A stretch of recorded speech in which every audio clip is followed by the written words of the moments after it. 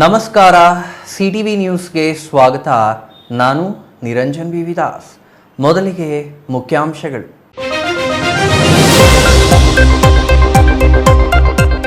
ಚಿಕ್ಕಬಳ್ಳಾಪುರ ಜಿಲ್ಲಾ ಕಾರ್ಯನಿರತ ಪತ್ರಕರ್ತರ ಸಂಘದ ಪದಾಧಿಕಾರಿಗಳ ಪದಗ್ರಹಣ. ಪತ್ರಕರ್ತರ ಸಂಘದ ನೂತನ ಆಡಳಿತ ಮಂಡಳಿ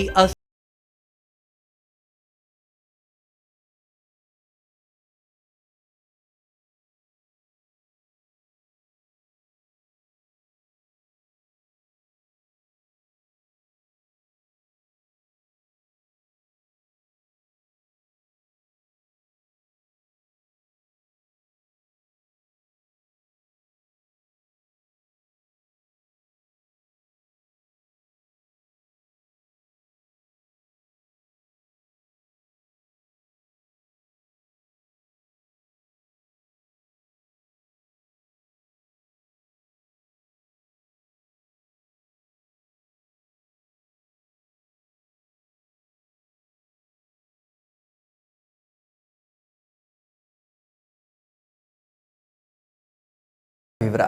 ಕಾರ್ಯನಿರತ ಪತ್ರಕರ್ತರ ಚಿಕ್ಕಬಳ್ಳಾಪುರ ಜಿಲ್ಲಾ ಸಂಘದ ಪದಾಧಿಕಾರಿಗಳ ಪದಗ್ರಹಣ ಕಾರ್ಯಕ್ರಮ ಇಂದು ಚಿಕ್ಕಬಳ್ಳಾಪುರ ಪತ್ರಕರ್ತರ ಭವನದಲ್ಲಿ ಅದ್ದೂರಿಯಾಗಿ ನೆರವೇರಿತು. ವಿವಿಧ ಹುದ್ದೆಗಳ ಒಟ್ಟು 25 ಮಂದಿ ಪದಾಧಿಕಾರಿಗಳು ಇಂದು ನಡೆದ ಕಾರ್ಯಕ್ರಮದಲ್ಲಿ ಪ್ರಮಾಣ ವಚನ ಸ್ವೀಕರಿಸುವ ಮೂಲಕ ಅಧಿಕಾರ ವಹಿಸಿಕೊಂಡರು.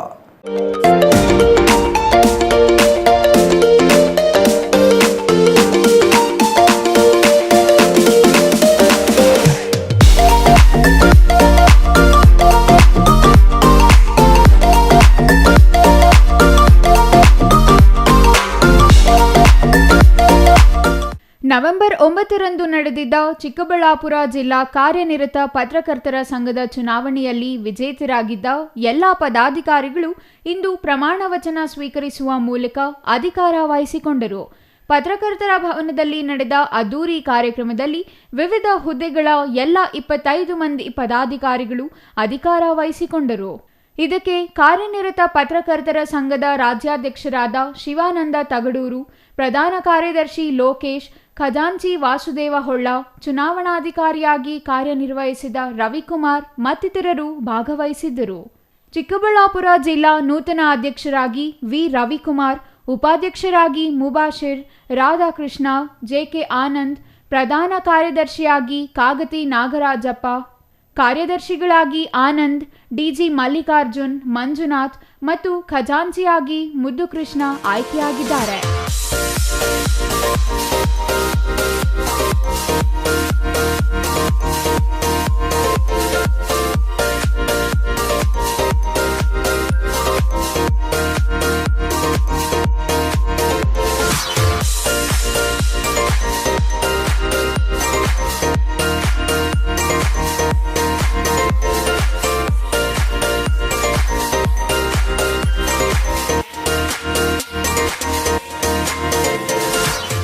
ಕಾರ್ಯಕಾರಿ ಸಮಿತಿ ಸದಸ್ಯರಾಗಿ ಕೆಪಿ ನವಮೋಹನ್, ಕುಮಾರಸ್ವಾಮಿ, ಗೋವರ್ಧನ್, ದೇವರಾಜ್, ಜಿಲಾನಿ, ಮಲ್ಲಪ್ಪ, ಛಾಯಾ ರಮೇಶ್, ಚಂದ್ರೇಗೌಡ, ಮುನೇಗೌಡ, ಸುರೇಶ್, ರಾಜೇಶ್, ಜಗನ್ನಾಥ್ ರೆಡ್ಡಿ, ಆರ್ ಮಂಜುನಾಥ್, ಸಿಎಸ್ ರವಿಕುಮಾರ್, ಮಿಥುನ್ ಕುಮಾರ್ ಚುನಾಯಿತರಾಗಿದ್ದಾರೆ.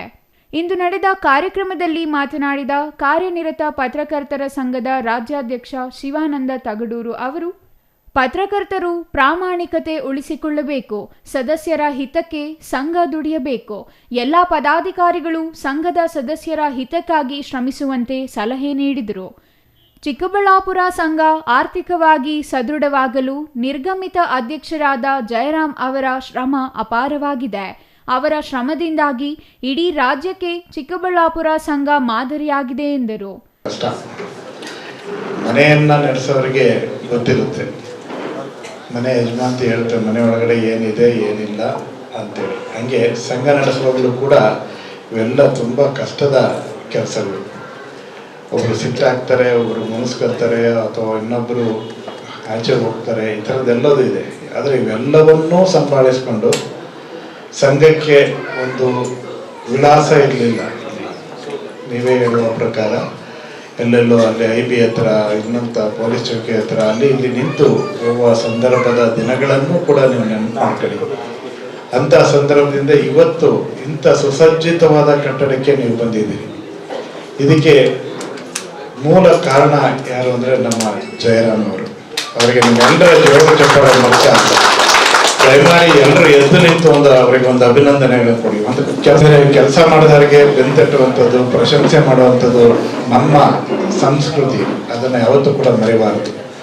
ಇಷ್ಟೆಲ್ಲ ಚೆಂದಾಗಿ ನಾವು ಕೂತಿದ್ದೀವಿ ಅಂದರೆ, ಒಂದು ಒಳ್ಳೆ ವಾತಾವರಣದಲ್ಲಿ ಕೂತಿದ್ದೀವಿ ಅಂದರೆ ಅದಕ್ಕೆ ಒಂದು ಮುಂಚೂಣಿ ನಾಯಕತ್ವ ವಹಿಸಿದಂಥವರು ಎಂ ಜಯರಾಮ್ ಅವರು. ದುಡ್ಡಿನ ವಿಚಾರದಲ್ಲಿ ಈಗಾಗಲೇ ನಮ್ಮ ಹೊಸದಾಗಿ ಆಯ್ಕೆಯಾಗಿರುವಂಥ ರವಿ ಎಷ್ಟು ವಿಷಯಗಳನ್ನು ಹೇಳಿದ್ರು ನೋಡಿ. ಅದರಲ್ಲಿ ಆರೋಗ್ಯದ ವಿಚಾರಕ್ಕೆ ಏನು ಖರ್ಚು ಮಾಡ್ತಾ ಇದ್ದೀವಿ, ಪತ್ರಕರ್ತರ ಬೇರೆ ಬೇರೆ ವಿಷಯಗಳಿಗೆ, ಎಜುಕೇಷನ್ಗೆ, ಈ ಥರದ್ದೆಲ್ಲದೂ ಒಂದು ಕಾನ್ಸೆಪ್ಟ್ ಇದೆಯಲ್ಲ, ಇದು ಭಾಳ ಮುಖ್ಯ. ಹಿರಿಯರು ಹಾಕ್ಕೊಟ್ಟ ದಾರಿಯಲ್ಲಿ ಮುನ್ನಡೆಯೋದಕ್ಕೆ ಇದು ಭಾಳ ಮುಖ್ಯ. ಹಾಗಾಗಿ ಇದನ್ನು ತಪ್ಪದೆ ಹೊಸದಾಗಿ ಆಯ್ಕೆ ಆಗಿರುವಂಥ ಎಲ್ಲ ಪತ್ರಕರ್ತ ಸ್ನೇಹಿತರು ಅದನ್ನು ಕಂಟಿನ್ಯೂ ಮಾಡಬೇಕು ಅಂತೇಳಿ ನಾನು ಈ ಸಂದರ್ಭದಲ್ಲಿ ಮತ್ತೊಮ್ಮೆ ವಿನಮ್ರವಾಗಿ ನಿಮ್ಮಲ್ಲಿ ಮನವಿಯನ್ನು ಮಾಡ್ತೇನೆ. ಮತ್ತು ಈ ಆರ್ಥಿಕ ವಿಚಾರದಲ್ಲಿ ನೀವು ಸಂಘ ಸರಿ ಇದ್ದರೆ ಉಳಿದ ಎಲ್ಲ ವಿಚಾರದಲ್ಲೇ ಸರಿ ಇದ್ದೀರಿ ಅಂತ ಅರ್ಥ. ಹಾಗಾಗಿ ಇದು ಭಾಳ ಮೋಸ್ಟ್ ಇಂಪಾರ್ಟೆಂಟ್.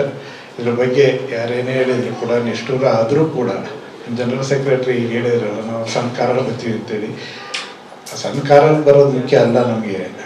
ಆದರೆ ಅದು ಉಳಿದ್ರೆ ಇನ್ನೊಂದು ಕಡೆ ಎಲ್ಲರೂ ಬಳಸ್ಬೋದು ಸಂಘದ. ಏಕೆಂದ್ರೆ ನಮ್ಗೆ ಯಾವುದೇ ಸರ್ಕಾರದಿಂದ ಆರ್ಥಿಕ ಸಂಪನ್ಮೂಲಗಳು ಇಲ್ಲ. ತಾಳೆ ನೀವು ಸಂಘ ನಡೆಸ್ತಾ ಇದ್ದೀರಿ ಅಂತೇಳಿ ತಾಳೆ ಒಂದು 2 ಕೋಟಿ ಗ್ರಾಂಟ್ ಕೊಡ್ತಾ ಇದ್ದೀವಿ ಅಂತ ಕೊಡ್ತಾರ? ನಮಗೆ ಇಲ್ಲ. ಒಬ್ಬ ಸದಸ್ಯ ಒಂದು 500 ರೂಪಾಯಿ ಹಣ ಕೊಟ್ಟು ಮೆಂಬರ್ ಆಗಲಿಕ್ಕೆ ಎಷ್ಟೆಲ್ಲ ಸರ್ಕಸ್ ಮಾಡ್ತಿರ್ತಾರೆ ನನಗೆ ಗೊತ್ತಿದೆ. ಆ 500 ರೂಪಾಯಿ ಒಂದ್ಸದಕ್ಕೂ ಕೂಡ ಎಷ್ಟು ಸರ್ಕಸ್ ಮಾಡ್ತಿರ್ತಾರೆ. ಕಷ್ಟ ಇರುತ್ತೆ ಎಷ್ಟೋ ಜನರಿಗೆ, ಸುಖವಾಗಿರೋದು ಬೇರೆ.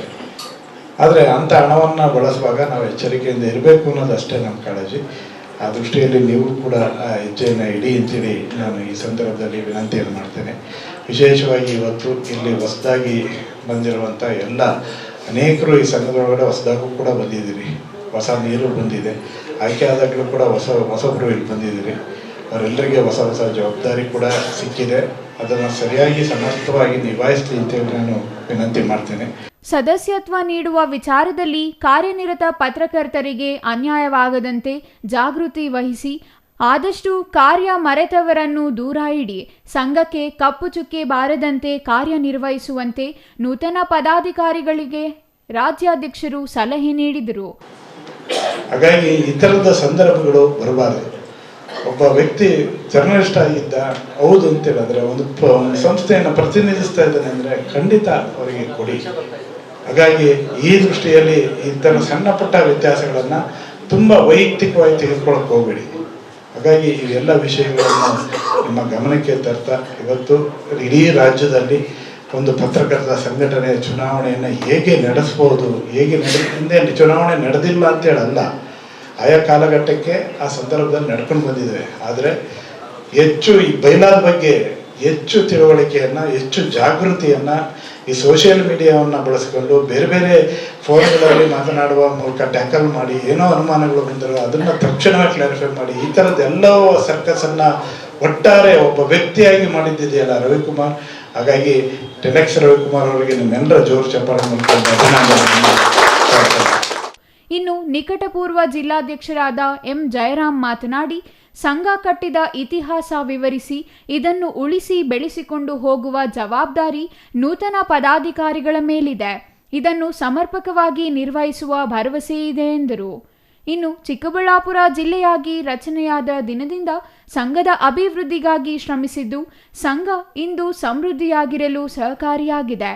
ಸಂಘದಲ್ಲಿ ಇನ್ನೂ ಮಾಡಬೇಕಾದ ಕೆಲಸಗಳು ಬಹಳಷ್ಟಿದ್ದು ಈ ನಿಟ್ಟಿನಲ್ಲಿ ನೂತನ ಪದಾಧಿಕಾರಿಗಳು ಪರಸ್ಪರ ಸಹಕಾರದೊಂದಿಗೆ ಮುನ್ನಡೆಯುವಂತೆ ಹೇಳಿದರು.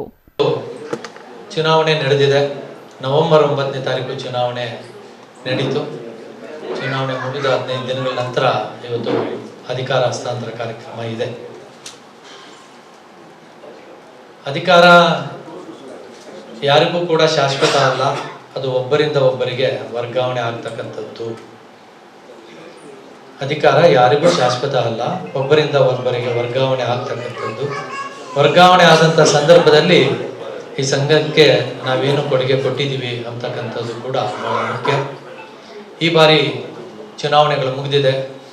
ಚುನಾವಣೆಯಲ್ಲಿ ಸೋತಿರೋರು ಗೆದ್ದಿರೋರು ಎಲ್ಲರೂ ಕೂಡ ನಮ್ಮವರು, ನಮ್ಮ ಪತ್ರಕರ್ತರು. ನಮ್ಮ ಪತ್ರಕರ್ತರ ಹಿತಕ್ಕಾಗಿ ನಾವೆಲ್ಲರೂ ಕೂಡ ಸಂಘಟಿತವಾಗಿ ಪ್ರಯತ್ನವನ್ನು ಪಟ್ಟು ಅವರ ನೋವು ನಲುವುಗಳಿಗೆ ಸ್ಪಂದಿಸೋದಕ್ಕೋಸ್ಕರ ಈ ಸಂಘ ಇರ್ತಕ್ಕಂಥ ಮಾತನ್ನು ಹೇಳ್ತಾ ನಾನು 2-3 ಮಾತಲ್ಲಿ ಕೂಡ ಮಾತನ್ನು ಮುಗಿಸ್ತೇನೆ. ನಾನು ಭಾಳಷ್ಟು 2-3 ಅವಧಿಯಲ್ಲೂ ಕೂಡ ಸಂಘದ ಅಧ್ಯಕ್ಷನಾಗಿದ್ದೆ. ಒಮ್ಮೆ ಮಾತ್ರ ನಾನು ಅಧ್ಯಕ್ಷ ಆಗಬೇಕಂತ ಬಯಸಿದ್ದೆ. 2 ಬಾರಿ ಕೂಡ ನಾನು ಆಗಬೇಕು ಅಂತ ಬಯಸಲಿಲ್ಲ. ನೀವೆಲ್ಲರ ಬಯಸಿ ನಿಮ್ಮೆಲ್ಲರ ಒತ್ತಾಯದ ಮೇಲೆ ನಾನು 2 ಬಾರಿ ಅವಿರೋಧವಾಗಿ ಆಯ್ಕೆಯಾಗಿದ್ದೆ. ಅದು ನಿಮ್ಮೆಲ್ಲರ ಪ್ರೀತಿ, ಆ ಗೌರವಕ್ಕೆ ನಾನು ಯಾವಾಗಲೂ ಕೂಡ ಚಿರಋಣಿಯಾಗಿದ್ದೆ. ನೀವು ನನ್ನ ಮೇಲೆ ಇಟ್ಟಂಥ ವಿಶ್ವಾಸ ಮತ್ತು ಪ್ರೀತಿಯ ಗೌರವಕ್ಕೆ ಒಂದಿಷ್ಟು ಕೂಡ ಚ್ಯುತಿ ಬರದೆ, ಈ ಸಂಘದ ಹೆಸರನ್ನು ದುರ್ಬಳಕೆ ಮಾಡಿಕೊಳ್ಳದೆ, ಈ ಸಂಘದ ಘನತೆ ಗೌರವಗಳನ್ನು ಎಲ್ಲೂ ಕೂಡ ಬೀದಿಯಲ್ಲಿ ಮಾತನಾಡದ ರೀತಿ ಈ ಸಂಘವನ್ನು ಕಟ್ಟಿದ್ದೀನಿ ಅಂತ ಹೇಳೋದಕ್ಕೆ ನನಗೆ ಅತ್ಯಂತ ಹೆಮ್ಮೆ ಇದೆ, ಅತ್ಯಂತ ಆದರ್ಶವಿದೆ. ನಾನು ಈ ಸಂಘವನ್ನು ಕಟ್ಟಿ ಬೆಳೆಸುವಂಥ ಸಂದರ್ಭದಲ್ಲಿ ನನಗೆ ಸಹಕಾರ ನೀಡಿದಂಥ ಎಲ್ಲ ಕಿರಿಯರನ್ನ ಗೌರವಿಸ್ತೇನೆ, ನಾನು ಅವರನ್ನು ಸ್ಮರಿಸ್ತೇನೆ. ಬಂಧುಗಳೇ, ನಾನು ಯಾವೊಬ್ಬ ರಾಜಕಾರಣಿ ಮುಂದೆ ಕೂಡ ಕೈ ಚಾಚಿದವನಲ್ಲ, ಚಾಚಂತ ಕೆಲಸವನ್ನು ಕೂಡ ಮಾಡಲಿಲ್ಲ. ನನಗೆ ನನ್ನ ಮೇಲೆ ಕೆಲವು ವಿರೋಧನೂ ಕೂಡ ಕೆಲವರಿಗಿದೆ. ಚುನಾವಣೆ ಸಂದರ್ಭದಲ್ಲೋ ಇನ್ನೊಂದು ಸಂದರ್ಭದಲ್ಲೋ ಬೆಳ್ಳಿ ಚೆಂಬೋ ಬೆಳ್ಳಿ ತಟ್ಟೆನೋ ಕೊಡ್ತಾರೆ ಅಂದರೆ ಜಯರಾಮ್ ಅವರು ಮುಂದಕ್ಕೆ ಹೋಗಿಲ್ಲ, ಅಂಥ ಕೆಲಸ ಮಾಡಕ್ಕೆ ನಾನು ಹೋಗಿಲ್ಲ, ಅಂಥ ಕೆಲಸ ಮಾಡೋಕ್ಕೆ ನನಗೆ ಮನಸ್ಸು ಕೂಡ ಬಂದಿಲ್ಲ. ಈ ಸಂಘದಲ್ಲೂ ಕೂಡ ಯಾವುದೇ ಕಾರ್ಯಕ್ರಮ ಮಾಡಿದ್ರು 100 ರೂಪಾಯಿ ಖರ್ಚು ಮಾಡಿದ್ರು ಕೂಡ ಅದು ನಮ್ಮ ಸಂಘದಿಂದನೇ ಮಾಡಿದ್ವಿ. ನಂದಿ ಬೆಟ್ಟದಲ್ಲಿ ಅತ್ಯಂತ ವೈಭವವಾಗಿ ಕಾರ್ಯಕ್ರಮ ಮಾಡಿದ್ವಿ, ಸಂಘದ ಹಣನ ಖರ್ಚು ಮಾಡಿ ಕಾರ್ಯಕ್ರಮವನ್ನು ಮಾಡಿದ್ವಿ. ಕಾರಣ ಏಕೆಂದ್ರೆ ಪತ್ರಕರ್ತರು ನೀವು ಇನ್ನೊಬ್ಬರನ್ನ ಪ್ರಶ್ನಿಸುವಂತಕ್ಕಂಥವರು, ನೀವು ಇನ್ನೊಬ್ಬರನ್ನ ಟೀಕೆ ಮಾಡ್ತಕ್ಕಂಥವ್ರು, ಅವ್ರ ಮುಂದೆ ಕೈ ಚಾಚಿದ್ರೆ ನಿಮ್ಮ ಪ್ರಶ್ನಿಸುವ ಹಕ್ಕು ಕಡಿಮೆ ಆಗುತ್ತೆ ಅನ್ನೋ ಏಕೈಕ ಕಾರಣಕ್ಕೋಸ್ಕರ ಸಂಘವನ್ನ ಸ್ವಾಭಿಮಾನದಿಂದ ಬೆಳೆಸಿದ್ದೀನಿ. ಈ ಸಂದರ್ಭದಲ್ಲಿ ಅನೇಕರು ನಮಗೆ ಎಲ್ಲರೂ ಒತ್ತಾಸೆಯಾಗಿ ನಿಂತು ಸಹಕಾರವನ್ನ ಕೊಟ್ಟಿದ್ದಾರೆ. ಇದೇ ಸಂದರ್ಭದಲ್ಲಿ ನಿಕಟಪೂರ್ವ ಅಧ್ಯಕ್ಷರಾದ ಎಂ ಜಯರಾಮ್, ಪ್ರಧಾನ ಕಾರ್ಯದರ್ಶಿ ಬಾಲಕೃಷ್ಣ ಸೇರಿದಂತೆ ಇತ್ತೀಚೆಗೆ ಜಿಲ್ಲಾ ರಾಜ್ಯೋತ್ಸವ ಪ್ರಶಸ್ತಿ ಪಡೆದ ಪತ್ರಕರ್ತರನ್ನು ಗೌರವಿಸಲಾಯಿತು. Thoudanahalli Ramesh, CTV news, Chikkaballapur.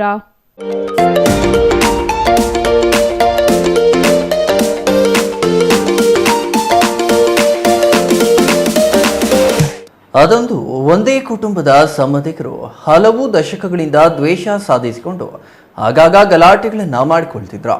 ಊರಿನ ದೇವಾಲಯದ ಕಾಂಪೌಂಡ್ನಲ್ಲಿ ತರಕಾರಿ ಬಾಕ್ಸ್ ಇಡುವ ವಿಚಾರವಾಗಿ ಸಣ್ಣ ವಿಚಾರಕ್ಕೆ ಗಲಾಟೆ ಮಾಡಿಕೊಂಡು 2 ಗುಂಪುಗಳ ನಡುವೆ ಹಲ್ಲೆ ಮಾಡಿಕೊಳ್ಳುವುದಲ್ಲದೆ ಆಸ್ಪತ್ರೆಯಲ್ಲಿ ಚಿಕಿತ್ಸೆಗೆ ಬಂದವರು ಅಲ್ಲಿಯೂ ಸಹ 2 ಗುಂಪುಗಳ ನಡುವೆ ಮಾರಾಮಾರಿ ನಡೆದಿದೆ. ಅದೆಲ್ಲಿ ಅಂತೀರಾ? ಈ ವರದಿ ನೋಡಿ.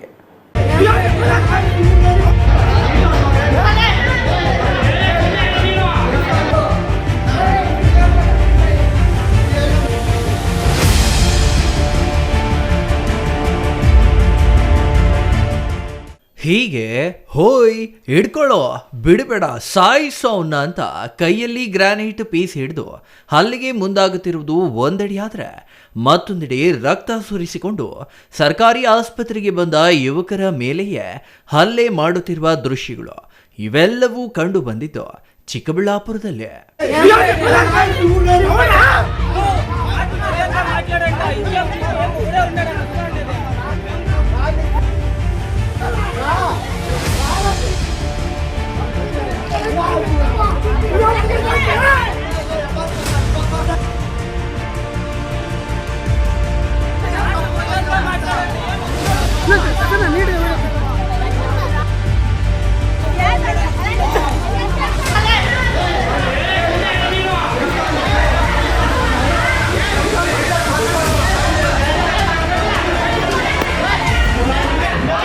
ಹೌದು, ಚಿಕ್ಕಬಳ್ಳಾಪುರ ತಾಲೂಕಿನ ಪಟ್ರೇನಹಳ್ಳಿ ಗ್ರಾಮದಲ್ಲಿ ಪ್ರಕಾಶ್ ಮತ್ತು ಮುನಿಕೃಷ್ಣಪ್ಪ ಸಂಬಂಧಿಕರ ನಡುವೆ ದಶಕಗಳಿಂದ ಸಣ್ಣ ಪುಟ್ಟ ಫ್ಯಾಮಿಲಿ ವಿಚಾರಗಳಿಗೆ ಗಲಾಟೆಗಳು ಮಾಡಿಕೊಂಡು ದ್ವೇಷ ಬೆಳೆಸಿಕೊಂಡಿದ್ದಾರೆ.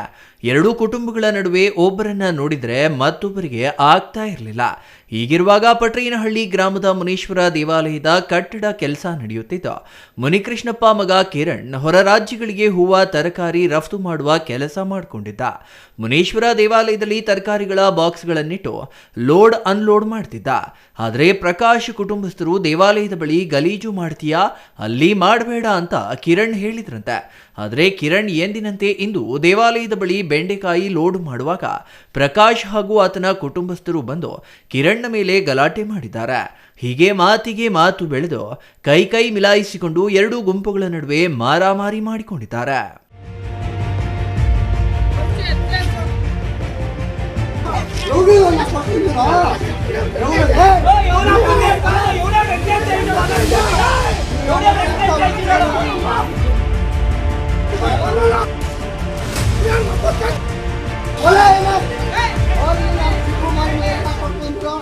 ಇನ್ನು ಯಾವಾಗ ಮುನೀಶ್ವರ ದೇವಾಲಯದ ಬಳಿ ಕಿರಣ್ ತರಕಾರಿಗಳನ್ನಿಟ್ಟು ಲೋಡ್ ಮಾಡುವ ವಿಚಾರಕ್ಕೆ ಕುಟುಂಬದ ಹಳೆ ವೈಷಮ್ಯ ಮುಂದೆ ಇಟ್ಟುಕೊಂಡು ಜಗಳ ಮಾಡಿಕೊಂಡಿದ್ದಾರೆ. ಪ್ರಕಾಶ್ ಕಡಿಯವರು ದೇವಾಲಯದ ಬಳಿ ಇದ್ದ ಗ್ರಾನೈಟ್ ಪೀಸ್ನಿಂದ ಕಿರಣ್ ಮೇಲೆ ಅಟ್ಯಾಕ್ ಮಾಡಿದ್ದಾರಂತೆ. ಇದರಿಂದ ಕಿರಣ್ ರಕ್ತಸ್ರಾವವಾಗಿ ಕೆಳಗೆ ಬಿದ್ದಿದ್ದಾರೆ. ಇದರಿಂದ ಸ್ಥಳಕ್ಕೆ ಬಂದ ಕಿರಣ್ ಅಣ್ಣಂದಿರು ಪ್ರಕಾಶ್ ಕುಟುಂಬಸ್ಥರ ನಡುವೆ ಮಾರಾಮಾರಿ ಮಾಡಿಕೊಂಡಿದ್ದಾರೆ. ಪ್ರಕಾಶ್ ಅಂತ ಪಟ್ರೇನಹಳ್ಳಿ SC ಕಾಲೋನಿಯಲ್ಲಿ ಮುನೇಶ್ವರ ದೇವಾಲಯವನ್ನು 2022ರಿಂದ ಶುರು ಮಾಡಿದ್ದೀವಿ. ಅದನ್ನು ಉಸ್ತುವಾರಿ ನಾನೇ ನೋಡ್ಕೊತಾ ಇದ್ದೀನಿ. 10 ಜನದು ದೇವಾಲಯ 10 ಜನ ಹತ್ರ ವಸೂಲು ಮಾಡಿ ಇದು ಕಟ್ಟಡವನ್ನು ನಿರ್ಮಾಣ ಮಾಡ್ತಾಯಿದ್ದೀವಿ. ಅದರಲ್ಲಿ ಫೈನಲ್ ಹಂತಕ್ಕೆ ಬಂದಿದೆ. ಈಗ 15 ದಿವಸದಿಂದಗಡೆ ಬೆಂಡೆಕಾಯಿ ಇಳಿಸಿದ್ರು, ದೇವಾಲಯದಲ್ಲಿ ಬೆಂಡೆಕಾಯಿ ಇಳಿಸಿದ್ರು. ಆಮೇಲೆ ಹೋಗಿ ನೋಡ್ಕೊಂಡು ಬಂದೆ. ಗೋಡೆಗಳಿಗೆ ನೀರು ಹಾಕ್ಬಿಟ್ಟು ಟೈಲ್ಸ್ ನೀರು ಹಾಕೋದೆ, ಬೆಂಡೆಕಾಯಿಗಳು ಇಳಿಸಿದ್ರು. ಸರಿ ಬಿಡು ಅಂತ ಹೇಳ್ಬಿಟ್ಟು ಕೇಳಿದಲ್ಲಿ ಯಾರೋ ಇಳಿಸ್ಕೊಂಡಿದ್ದೀವಿ ಅಂದರು. ಆಮೇಲೆ ಮತ್ತೆ 3 ದಿನ ಬಿಟ್ಟು ವೈರಿಂಗ್ ಮಾಡ್ಸೋಕೋದೆ. ಅವತ್ತು ಬೆಂಡೆಕಾಯಿ ಇಳಿಸಿರೋ ಅಂಥ ಕಿರೇಟ್ಗಳದ್ದು ಬೆಂಡೆಕಾಯಿಗಳೆಲ್ಲ ದೇವಾಲಯಲ್ಲೇ ಬಿಟ್ಬಿಟ್ಟು ಕಸ ಗುಡಿಸ್ದಿರ ಹೋಗಿದ್ರು. ಮತ್ತು ನಾನು ಕಸ ಬೇರೆಯವ್ರ ಕೈಯಲ್ಲಿ ಗುಡಿಸ್ಬಿಟ್ಟು ಬಲ್ಪುಗಳು ತಗೊಂಡು ಬಂದು ಮಡಗಿದ್ದೆ. ಇವತ್ತು ದೇವಾಲಯದಲ್ಲಿ ಲೈಟ್ಗಳು ಫಿಟ್ ಮಾಡೋಕ್ಕೆ ಬರ್ತಾಯಿದ್ರು. ಹೋಗೋಷ್ಟ್ರೊಳಗೆ ಮತ್ತೆ ಬೆಂಡೆಕಾಯಿಗಳು ಕ್ರೇಟ್ ಇಳಿಸಿದ್ದಾಗ ಕಿರಣ್ ಅಂತ ಅವನು ಇದ್ಕೊಂಡು ಯಾಕಪ್ಪ ಕಿರೇಟ್ಗಳು ಇಳಿಸಿರೋದು ಎತ್ತು ಅಂದೆ. ನೀನೇನು ಕೇಳೋದು 10 ಜನದ್ದು ಇದು ಅಂದ. 10 ಜನದ್ದು ಕಿರೇಟ್ಗಳು ಇಳಿಸ್ಕೊಳಕ್ಕೂ ಗೋಡನ್ ಮಾಡ್ಕೊಳಕ್ಕಲ್ಲ ದೇವಾಲಯ ಇರೋದು. 10 ಜನ ಪೂಜೆ ಪುನಸ್ಕಾರಗಳು ಮಾಡ್ಕೊಳಕ್ಕ ವಿನಃ ನೀನು ಕಿರೇಟ್ಗಳು ಇಳಿಸ್ಕೊಳಕ್ಕಲ್ಲ, ಗೋಡನ್ನಲ್ಲ ಅಂದೆ. ನೀನು ಯಾವನು ಮಾತಾಡೋಕ್ಕ ಅಂದ. ಫಸ್ಟ್ ಎತ್ತ ಇಲ್ಲಿಂದ ಅಂತ ಹೇಳ್ಬಿಟ್ಟು 2 ಕಿರೇಟು ದೆಬ್ಬಾಕಿದೆ. ಆಮೇಲೆ ಎತ್ತೀವಿರು, ನೀನೇ ಅವನು ಮಾತಾಡೋಕೆ ಆಟ್ಬಿಟ್ಟು ಫಸ್ಟ್ ಇಲ್ಲಿಂದ ಎತ್ತು ಅಂದೆ. ಲೈಟ್ಗಳು ಫಿಟ್ ಮಾಡೋವನು ಬಂದು ಪಾಪ ನೋಡಿಬಿಟ್ಟು ಹೊರಟೋದ. ಆಮೇಲೆ ಇವ್ರ ಅಣ್ಣಂದಿರಿಗೆ ಫೋನ್ ಮಾಡಿಬಿಟ್ಟು ಕರೆಸ್ಕೊಂಡ. ಅವ್ರ ಅಣ್ಣಂದಿರು ಹೋಮ್ ಗಾರ್ಡ್ಸ್ ಕೆಲಸನಂತೆ ಮಾಡೋದು, ಸಾರ್ವಜನಿಕರ ಸೌಕರ್ಯ ಮಾಡೋವಂಥ ಕೆಲಸ ಮಾಡೋರು. ಬಂದೋನ ಕಟ್ಟೆ ಅಂತ ನನ್ನಂದ. ಅಮ್ಮನು ಗಿಮ್ಮನು ಮಾತಾಡಬೇಡ, ಇದು 10 ಜನ ದೇವಾಲಯ, 10 ಜನ ಸಹಕಾರದಿಂದ ಮಾಡ್ತಾ ಇರೋದು. ನೀನು ಇವೆಲ್ಲ ಮಾತಾಡೋಕ್ಕೆ ಬರಬೇಡ, ಫಸ್ಟ್ ಎತ್ತು ಇಲ್ಲಿಂದ ಅಂದೆ. ಅವ್ರ ಅಣ್ಣ ಬಂದ. ಇದರಿಂದ ಗಲಾಟೆ ಮಾಡಿ 3 ಜನನೂ ಏಕಾಏಕಿ ಬಂದುಬಿಟ್ಟು ಒಬ್ಬನ ಕಲ್ಲು, ಫಸ್ಟೇ ಪ್ರೀ ಪ್ಲಾನಿಂಗ್ ಅವ್ರದ್ದು, ಒಬ್ಬನ ಕಲ್ಲು ಒಬ್ಬನು ದೊಣ್ಣೆ ಎತ್ಕೊಂಡು ಬಂದುಬಿಟ್ಟು 3 ದೇವಾಲಯದ ಒಳಗಡೆ ಅಟ್ಯಾಕ್ ಮಾಡಿಬಿಟ್ರು. ಅಟ್ಯಾಕ್ ಮಾಡಬೇಕು ಕೆಳಗಡೆ ದಬ್ಬಿಟ್ಟು ಆಮೇಲೆ ಕಲ್ಲು ತಗೊಂಡು ಗೋಪಾಲನ್ನವನು ಇಲ್ಲಿ ಗುದ್ದಿ ಇಲ್ಲಿಗೊಂದು ಗುದ್ದ, ಇನ್ನೊಂದು ಗುದ್ದ ಅಷ್ಟೊಳಗೆ ಕಿರಣನವನು ನನ್ನ ಮೇಲೆ ಹಿಂಗೆ ಅಮ್ಕೊಂಡಿದ್ದಾನೆ.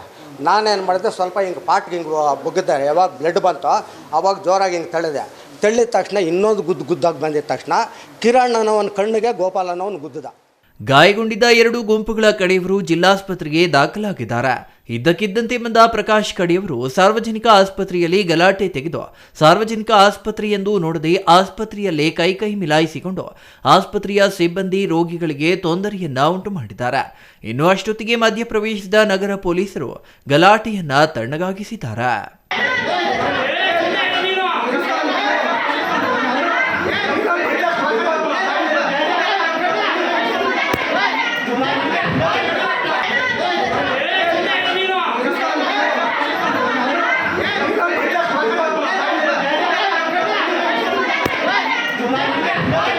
ನಮ್ಮ ಹೆಸರು ಬಂದು ಕಿರಣ್ ಅಂತ. ನಮ್ಮ ಮನೆ ಪಕ್ಕದಲ್ಲಿ ದೇವಸ್ಥಾನ ಇದೆ. ದೇವಸ್ಥಾನದಲ್ಲಿ ಕ್ರೇಟ್ ಇಳಿಸ್ಕೊಂಡು ಕ್ರೇಟ್ಗೆ ಬೆಣ್ಣೆಕಾಯಿ ಲೋಡ್ ಮಾಡ್ಕೊತಾ ಇದ್ವಿ. ಅವ್ರು ಬಂದರು, ಅದೇ ಪ್ರಕಾಶ್ ಅನ್ನೋರು ಬಂದರು. ಬಂದುಬಿಟ್ಟು ಎತ್ರಿ ಅಂತಂದ. ಅಣ್ಣ ಒಂದು 5 ನಿಮಿಷ ಗಾಡಿ ಬರ್ತಾಯಿದೆ ಎತ್ತೀವಿ ಅಂತ ನಾವು ಹೇಳಿದ್ವಿ.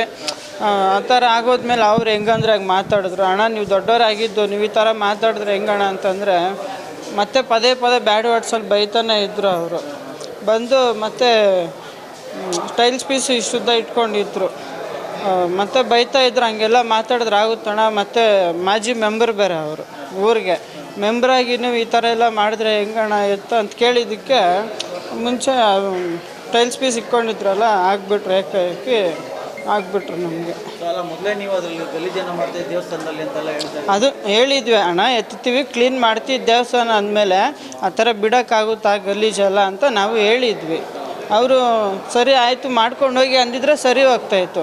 ಆ ಥರ ಹೇಳಿಲ್ಲ ಅವರು ನಮ್ಮನ್ನು ಹಂಗೆ ಹಿಂಗೆ ಬ್ಯಾಡ್ ವರ್ಡ್ಸಲ್ಲಿ ಹೋಗ್ಯಾರ ಹೆಂಗಂದ್ರೆ ಹಂಗೆ ಬೈದ್ಬಿಟ್ರು. ಅವ್ರು ಏಕೆ ಬಂದು ಇಲ್ಲ, ನಮ್ಮ ಬ್ರದರ್ಸ್ ಅವರು ಆಮೇಲೆ ಬಂದಿದ್ದು.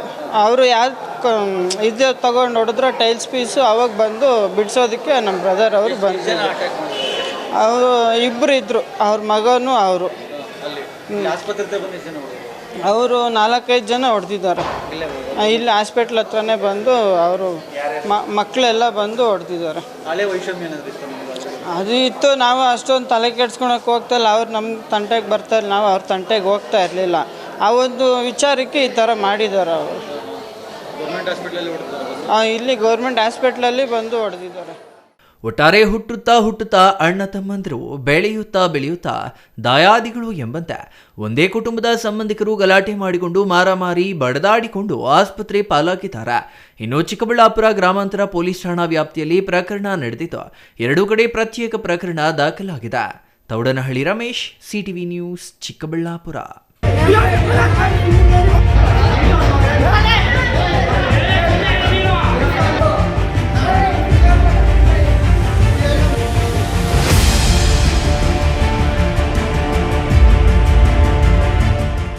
ಜನಪ್ರತಿನಿಧಿಯಾದವರಿಗೆ ಜನಪರ ಕಾಳಜಿ, ಸಾಮಾಜಿಕ ಜವಾಬ್ದಾರಿ ಇದ್ದರೆ ಕಲ್ಲು ಮುಳ್ಳುಗಳ ಹಾದಿಯು ಹೂವಿನ ಹಾದಿಯಾಗುತ್ತದೆ.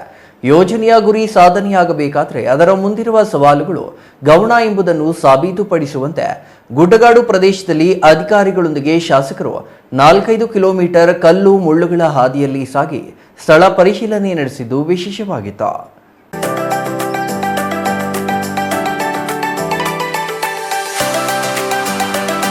ಬಾಗೇಪಲ್ಲಿ ತಾಲೂಕಿನ ದೇವರಗುಡಿಪಲ್ಲಿ ಗ್ರಾಮ ಪಂಚಾಯಿತಿ ವ್ಯಾಪ್ತಿಯ ಮುದ್ದಲಪಲ್ಲಿ ಮಾಕಿರೆಡ್ಡಿಪಲ್ಲಿ ಸಮೀಪದಲ್ಲಿರುವ ಬೆಟ್ಟಗುಡ್ಡದ ಪ್ರದೇಶದಲ್ಲಿ ಸುಮಾರು 5 ಕೋಟಿ ವೆಚ್ಚದ ಕೋಮಟೋಳ್ಳಕುಂಟ ಪ್ರದೇಶದಲ್ಲಿ ಡ್ಯಾಂ ನಿರ್ಮಾಣದ ಮಹತ್ವಾಕಾಂಕ್ಷಿ ಯೋಜನೆಯನ್ನು ಪರಿಶೀಲಿಸಲು ಶಾಸಕ ಎಸ್ಎನ್ ಸುಬ್ಬಾರೆಡ್ಡಿ ಅವರು ಅಧಿಕಾರಿಗಳ ತಂಡದೊಂದಿಗೆ ಕಲ್ಲು ಮುಳ್ಳುಗಳ ನಡುವೆ ಹರಡಿರುವ ಬೆಟ್ಟಗುಡ್ಡ ಪ್ರದೇಶಕ್ಕೆ ಭೇಟಿ ನೀಡಿದರು. ಈ ಸುತ್ತಾಟದ ಉದ್ದೇಶ ಯೋಜಿತ ಡ್ಯಾಂ ನಿರ್ಮಾಣಕ್ಕೆ ಆಯ್ಕೆಯಾಗಿರುವ ಸ್ಥಳದ ಭೌಗೋಳಿಕ ಸ್ಥಿತಿ, ಭೂ ಸಂರಚನೆ ಹಾಗೂ ಪರಿಸರದ ಮೇಲೆ ಬೀರುವ ಪರಿಣಾಮಗಳನ್ನು ನೇರವಾಗಿ ಅವಲೋಕಿಸುವುದು ಆಗಿತ್ತು. ಬೆಟ್ಟಗುಡ್ಡಗಳಿಂದ ಸುತ್ತುವರಿದ ಪ್ರದೇಶದಲ್ಲಿ ಕಲ್ಲಿನ ಗುಡ್ಡಗಳು, ಆಳವಾದ ಕಂದಕಗಳು, ಮುಳ್ಳಿನ ಗಿಡ ಜಂಗುಳಿಗಳಿಂದ ಕೂಡಿದ ಕಠಿಣ ನೆಲವಿತ್ತು. ಈ ಪ್ರದೇಶದಲ್ಲಿ ಭದ್ರವಾದ ಅಡಿಪಾಯಕ್ಕೆ ಸೂಕ್ತವಾದ ಕಲ್ಲಿನ ಮಿಶ್ರಣ, ಮಣ್ಣು, ಜಲಧಾರೆಯ ದಿಕ್ಕು, ಮಳೆಯ ನೀರಿನ ಸಂಗ್ರಹಣಾ ಸಾಮರ್ಥ್ಯ ಹಾಗೂ ಡ್ಯಾಂ ಗೋಡೆಯ ಎತ್ತರ, ಅಗಲ, ನಿಗದಿಗೆ ಬೇಕಾದ ಪ್ರಾಥಮಿಕ ತಾಂತ್ರಿಕ ಅಂಕಿಅಂಶಗಳನ್ನು ಸಣ್ಣ ನೀರಾವರಿ ಇಲಾಖೆ ಎಡಬ್ಲ್ಯೂ ಸುನೀಲ್ ಶಾಸಕರಿಗೆ ವಿವರಿಸಿದರು. ಸ್ಥಳ ಪರಿಶೀಲನೆ ಸಂದರ್ಭದಲ್ಲಿ ಶಾಸಕ ಎಸ್ಎನ್ ಸುಬ್ಬಾರೆಡ್ಡಿ ಅವರು ಅಧಿಕಾರಿಗಳೊಂದಿಗೆ ತಾಂತ್ರಿಕತೆ ಎಂಬ ಧೋರಣೆಯಲ್ಲಿ ಯೋಜನೆ ರೂಪಿಸಬೇಕೆಂದು ಸೂಚಿಸಿದರು. ಡ್ಯಾಂ ನಿರ್ಮಾಣದಿಂದ ಸಮೀಪದ ಗ್ರಾಮಗಳಿಗೆ ಸಿಗುವ ಕುಡಿಯುವ ನೀರಿನ ಭದ್ರತೆ, ಸಮಗ್ರ ಪ್ರಗತಿ ನಕ್ಷೆ ಸಿದ್ಧಪಡಿಸುವ ಜೊತೆಗೆ ಅರಣ್ಯ ಪ್ರದೇಶ, ವನ್ಯಜೀವಿ ಸಂರಕ್ಷಿತ ವಲಯಗಳಿಗೆ ಹಾನಿಯಾಗದಂತೆ ಪರಿಸರ ಅಧ್ಯಯನ ವರದಿ ಸಿದ್ಧಪಡಿಸಿ ಮುಂದಿನ ಹಂತದ ಅನುಮೋದನೆ ಪಡೆಯಬೇಕೆಂದು, ಡ್ಯಾಂ ನಿರ್ಮಾಣಕ್ಕೆ ಸ್ಥಳೀಯರ ಭೂಮಿ ಅಗತ್ಯ ಬಿದ್ದರೆ ಅವರ ಮನವೊಲಿಸುವುದರ ಜೊತೆಗೆ ಪರ್ಯಾಯವಾಗಿ ಭೂಮಿ ನೀಡುವುದಾಗಿ ತಿಳಿಸಿದರು. ನಮ್ಮೊಂದು ಗಂಟ್ಲು ಒಂದು ಕೋಮಟೋಲ್ ಕುಂಟೆ ಅಂತ ಮುದ್ದಲಪಲ್ಲಿ ಹತ್ರ ಕೋಮಟೋಲ್ ಕುಂಟೆಗೆ ಸುಮಾರು 5 ಕೋಟಿ ರೂಪಾಯಿ ಡ್ಯಾಮ್ಗಂತ ಮಂಜೂರು ಮಾಡಿಸಿದ್ದೀವಿ. ಅದರ ಸ್ಥಳ ವೀಕ್ಷಣೆಗೆ ಅಧಿಕಾರಿಗಳ ಜೊತೆ ಬಂದಿದ್ದೀನಿ. ಇಲ್ಲೇನ ಡ್ಯಾಮ್ ಆದರೆ ಇಡೀ ಎಂಟೈರ್ ನಮ್ಮ ಗಡ್ದಂ ಪಂಚಾಯತ್ಗೆಲ್ಲ ಕುಡಿಯೋ ನೀರು ಕೊಡ್ಬೋದು, ಸಾಧ್ಯ ಆದರೆ ಯಲ್ಲಂಪಲ್ಲಿಗೆ ಕೂಡ ಕೊಡ್ಬೋದು ಅಂಥ ಒಂದು ಯೋಜನೆ ಇದು. ಸ್ವಲ್ಪ ಅರಣ್ಯ ಇಲಾಖೆಯವ್ರದ್ದು ನಮ್ಮ ಕಂದಾಯಕ್ಕೆ ಸ್ವಲ್ಪ ಟೆಕ್ನಿಕಲ್ ಪ್ರಾಬ್ಲಮ್ಸ್ ಇದೆ. ಅತಿ ಶೀಘ್ರದಲ್ಲೇ ಅವೆಲ್ಲ ನಿವಾರಿಸಿ ಐ ಥಿಂಕ್ ಒಂದು 3 ತಿಂಗಳೊಳಗಡೆ ಟೆಂಡರ್ ಕರೆದು ಕಾಮಗಾರಿ ಮಾಡೋಕ್ಕೆ ನಿರ್ದೇಶನ ಕೊಟ್ಟಿದ್ದೀನಿ. ಖಂಡಿತವಾಗ್ಲೂ ಈ ಡ್ಯಾಮ್ ಆದರೆ ಈ ಭಾಗದ ಎಲ್ಲ ರೈತರಿಗೂ ಕುಡಿಯೋ ನೀರು ಮತ್ತು ಬೆಳೆ ಬೆಳೆಯೋಕ್ಕೂ ಅನುಕೂಲ ಆಗುತ್ತೆ. ಇಲ್ಲಿ ಕೋಮಟೋಲ್ ಕುಂಟೆ ಮತ್ತು ಮಂಗಳೂರು ಕುಂಟೆ ಮತ್ತು ಬ್ರಾಹ್ಮಣ ಕುಂಟೆ ಸುಮಾರು ಕುಂಟೆಗಳಿದೆ. ಒಳ್ಳೆ ಸೋರ್ಸ್ ಇದೆ, ಒಳ್ಳೆ ಪ್ರಾಜೆಕ್ಟು ಈ ಭಾಗಕ್ಕೆ ಅಂತ ನಾನಂತೂ ಭಾವಿಸಿದ್ದೀನಿ. ಇನ್ನು ಪ್ರಾಥಮಿಕ ಅಂದಾಜಿನಲ್ಲಿ ಡ್ಯಾಂ ಅಡಿಪಾಯ, ಮುಖ್ಯ ಗೋಡೆ, ನೀರಿನ ಒಳಹೊಕ್ಕು ನಿರ್ಗಮನ ಕಾಲುವೆಗಳು, ರಸ್ತೆ ಸಂಪರ್ಕ ಮತ್ತಿತರ ಕಾಮಗಾರಿಗಳು ಒಳಗೊಂಡಂತೆ 5 ಕೋಟಿ ರೂಪಾಯಿಗಳ ವೆಚ್ಚದ ಪ್ರಾಥಮಿಕ ಯೋಜನೆ ರೂಪಿಸಲಾಗಿದೆ. ಗುಡ್ಡಗಾಡು ಪ್ರದೇಶವಾಗಿರುವುದರಿಂದ ಕಲ್ಲು ತೆಗೆಯುವುದು, ಸಮೀಕರಣ, ತಾಂತ್ರಿಕ ಯಂತ್ರೋಪಕರಣಗಳ ಸಾಗಣೆ ಮುಂತಾದ ಕಾಮಗಾರಿಗಳಿಂದ ನಿರ್ಮಾಣ ವೆಚ್ಚ ಸ್ವಲ್ಪ ಹೆಚ್ಚಾಗುವ ಸಾಧ್ಯತೆಯನ್ನು ಅಧಿಕಾರಿಗಳು ಪ್ರಸ್ತಾಪಿಸಿದ್ದು, ಈ ಹಿನ್ನೆಲೆಯಲ್ಲಿ ಸರ್ಕಾರದಿಂದ ಇನ್ನೂ ಹೆಚ್ಚಿನ ಅನುದಾನ ಪಡೆಯುವ ಹಾಗೂ ಯೋಜನೆಯಿಂದ ಯಾರಾದರೂ ಭೂಮಿ ಕಳೆದುಕೊಳ್ಳಬೇಕಾದ ಪರಿಸ್ಥಿತಿ ಬಂದರೆ ಕಾನೂನುಬದ್ಧ ಪರಿಹಾರ ಒದಗಿಸುವ ಮತ್ತು ಸದರಿ ಯೋಜನೆಯ ಮೂಲಕ ದೇವರಗುಡಿಪಲ್ಲಿ ಗ್ರಾಮ ಪಂಚಾಯಿತಿ ವ್ಯಾಪ್ತಿಯ ಜನತೆಗೆ ಕುಡಿಯುವ ನೀರು ಕೊಡುವ ಮತ್ತು 3 ತಿಂಗಳಲ್ಲಿ ಡ್ಯಾಂ ನಿರ್ಮಾಣದ ಕಾಮಗಾರಿಯನ್ನು ಪ್ರಾರಂಭಿಸುವ ವಿಶ್ವಾಸವನ್ನು ಶಾಸಕರು ವ್ಯಕ್ತಪಡಿಸಿದರು. Ganesh R, CTV news, Bagepalli.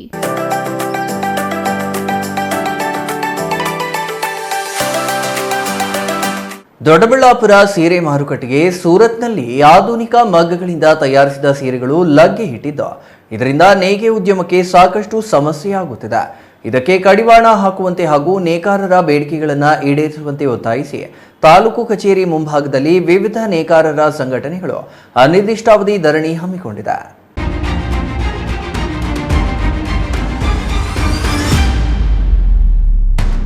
Doddaballapura ನಗರದ ಕರೇನಹಳ್ಳಿಯ ಬಸವಣ್ಣ ದೇಗುಲದ ಮುಂಭಾಗದಿಂದ ಪ್ರತಿಭಟನಾ ಮೆರವಣಿಗೆ ನಡೆಸಿದ ನೇಕಾರರು ತಾಲೂಕು ಕಚೇರಿ ವೃತ್ತದಲ್ಲಿ ರಸ್ತೆ ತಡೆ ಮಾಡಿ ಬೃಹತ್ ಪ್ರತಿಭಟನೆ ಮಾಡಿದರು. ಈ ವೇಳೆ ನೇಕಾರರ ಹಿತರಕ್ಷಣಾ ವೇದಿಕೆಯ ಅಧ್ಯಕ್ಷ PA ವೆಂಕಟೇಶ್ ಮಾತನಾಡಿ, ನೇಯ್ಗೆ ಉದ್ಯಮದ ಉಳಿವಿಗಾಗಿ ನಡೆಸುತ್ತಿರುವ ಹೋರಾಟ, ಈ ಹೋರಾಟದ ಯಶಸ್ಸಿಗೆ ನೇಯ್ಗೆ ಉದ್ಯಮವನ್ನು ಬಂದ್ ಮಾಡಿಕೊಂಡು ಬಂದಿದ್ದೇವೆ. ಮಗ್ಗಗಳನ್ನು ನಿಲ್ಲಿಸಿ ಗುರುವಾರದಿಂದ ಧರಣಿ ಮಾಡಲಾಗುತ್ತಿದೆ. ಜವಳಿ ಮಂತ್ರಿಗಳು, ಜವಳಿ ಇಲಾಖೆಯ ಉನ್ನತ ಅಧಿಕಾರಿಗಳು ಸ್ಥಳಕ್ಕೆ ಬರಬೇಕು. ಸಮಸ್ಯೆ ಬಗೆಹರಿಸುವವರೆಗೂ ಇಲ್ಲಿಯೇ ಇರುತ್ತೇವೆ. ಹೋರಾಟದ ಯಶಸ್ಸಿಗೆ ಎಲ್ಲರೂ ಕೈಜೋಡಿಸಬೇಕೆಂದು ಒತ್ತಾಯಿಸಿದರು. ನೇಕಾರರಿಂದ ಬೃಹತ್ ಅನಿರ್ದಿಷ್ಟ ಧರಣಿ ಸತ್ಯಾಗ್ರಹ ಅಂತ ಹಾಕಿದ್ದೀವಿ. ಅನಿರ್ದಿಷ್ಟ ಅಂತಂದ್ರೆ ಅದಕ್ಕೊಂದು ಕಾಲಮಿತಿ ಅಂತ ಏನಿಲ್ಲ. ನಮ್ಮ ಸಮಸ್ಯೆ ಬಗೆಹರಿಯೋ ತನಕ ಅಂತ ಅದ್ರ ಅರ್ಥ. ನಾವಿವತ್ತು ಕೇಳಿದ್ದೀವಿ, ಜವಳಿ ಮಂತ್ರಿಗಳು ಇಲ್ಲಿ ಬರಬೇಕು ಅಂತ ಕೇಳಿದ್ದೀವಿ. ನಮ್ಮ ಉಸ್ತುವಾರಿ ಮಂತ್ರಿಗಳು ಇಲ್ಲಿ ಬರಬೇಕು ಅಂತ ಕೇಳಿದ್ದೀವಿ. ಮಾನ್ಯ ತಹಸೀಲ್ದಾರ್ ಅವರ ಮೂಲಕ ಕೇಳಿದ್ದೀವಿ. ಜವಳಿ ಇಲಾಖೆಯ ಅಧಿಕಾರಿಗಳ ಮೂಲಕ ನಮ್ಮ ಜವಳಿ ಕೈಮಗ್ಗ ಮತ್ತು ಜವಳಿ ಇಲಾಖೆಯ ರಾಜ್ಯ ಮಟ್ಟದ ಉನ್ನತ ಅಧಿಕಾರಿಗಳು ಬರಬೇಕು ಅಂತ ಕೇಳಿದ್ದೀವಿ. ಗುಜರಾತಿನ ಸೂರತ್ನಿಂದ ಆಧುನಿಕ ಮಗ್ಗದಿಂದ ತಯಾರಿಸಿದ ಸೀರೆಗಳು ನಮ್ಮ ಮಾರುಕಟ್ಟೆ ಪ್ರವೇಶಿಸಿದೆ. ಇದರಿಂದ ದೊಡ್ಡಬಳ್ಳಾಪುರದ ಸೀರೆಗಳ ಬೇಡಿಕೆ ಕುಸಿತವಾಗಿದೆ. ಅಲ್ಲಿನ ಸೀರೆಗಳನ್ನು ತಂದು ಕಡಿಮೆ ದರದಲ್ಲಿ ಮಾರಾಟ ಮಾಡಲಾಗುತ್ತದೆ. ಇದರಿಂದ ಸಮಸ್ಯೆ ಆಗುತ್ತಿದ್ದು, ಸರ್ಕಾರ ನಮ್ಮ ಸಮಸ್ಯೆ ಬಗೆಹರಿಸಬೇಕು. ಕೃಷಿ ನಂತರ ಹೆಚ್ಚು ಉದ್ಯೋಗ ಸೃಷ್ಟಿ ಮಾಡಿದ ಕ್ಷೇತ್ರ ಎಂದರೆ ಅದು ಜವಳಿ ಕ್ಷೇತ್ರ. ಸರ್ಕಾರ ನಮ್ಮ ಸಮಸ್ಯೆ ಬಗೆಹರಿಸಬೇಕು. ದೊಡ್ಡಬಳ್ಳಾಪುರ ನೇಕಾರರು ಒಂದಾಗಿದ್ದೇವೆ. ಇದು ಹೋರಾಟದ ಆರಂಭ. ನೇಕಾರರ ಕಲ್ಯಾಣ ಮಂಡಳಿ ರಚನೆ ಮಾಡಿ 1000 ಕೋಟಿ ಮೀಸಲಿಡಬೇಕು. ನೇಕಾರರ ಮಕ್ಕಳಿಗೆ ವಿದ್ಯಾರ್ಥಿ ವೇತನ ನೀಡಬೇಕು ಎಂದರು. Mahesh, CTV news, Doddaballapura.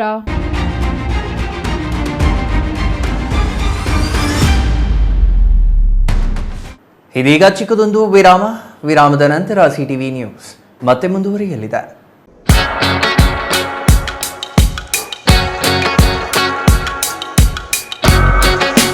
ನಮ್ಮಲ್ಲಿ ಕೇವಲ 10 ರೂಪಾಯಿಂದ ಸ್ವಿಚ್ಗಳು ಸ್ಟಾರ್ಟ್ ಆಗುತ್ತೆ ಸರ್. ಈ ELCB ಅಥವಾ RCCB ಏನಂತಾರೆ, ಇದು ಹಾಕ್ಸೋದ್ರಿಂದ ಮನೆಯಲ್ಲಿ ಚಿಕ್ಕ ಮಕ್ಕಳಾಗಿರ್ಬೋದು, ಲೇಡೀಸ್ ಆಗಿರ್ಬೋದು, ನೀರ್ ಕೈಯಲ್ಲಿ ಯಾರೇ ಸ್ವಿಚ್ ಮುಟ್ಟಿದ್ರು ಆಫ್ ಆಗ್ಬಿಡುತ್ತೆ, ಕರೆಂಟ್ ಹೊಡೆಯೋದು ಬಿಡಲ್ಲ. ಅದು ಇದ್ರ ಸ್ಪೆಷಾಲಿಟಿ.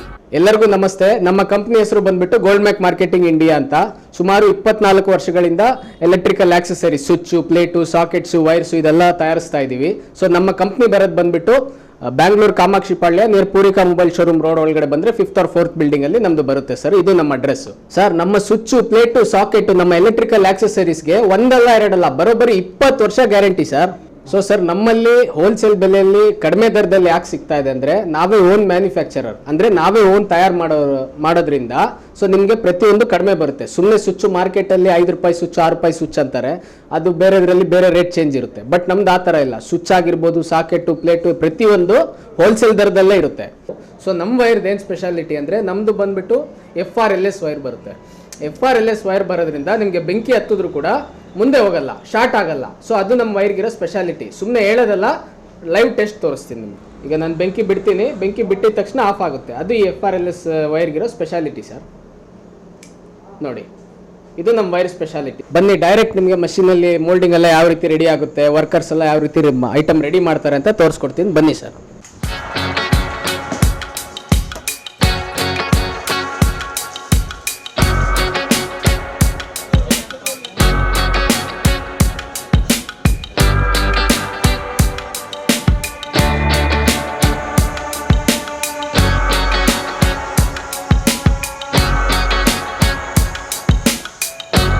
ಸೊ ನಮ್ಮ ಕಂಪ್ನಿ ಬರೋದು ಬಂದ್ಬಿಟ್ಟು Bangalore Kamakshi Palya near Poorvika mobile showroom road ಒಳಗಡೆ ಬಂದರೆ 5th or 4th ಬಿಲ್ಡಿಂಗ್ ಅಲ್ಲಿ ನಮ್ದು ಬರುತ್ತೆ ಸರ್. ಇದು ನಮ್ಮ ಅಡ್ರೆಸ್.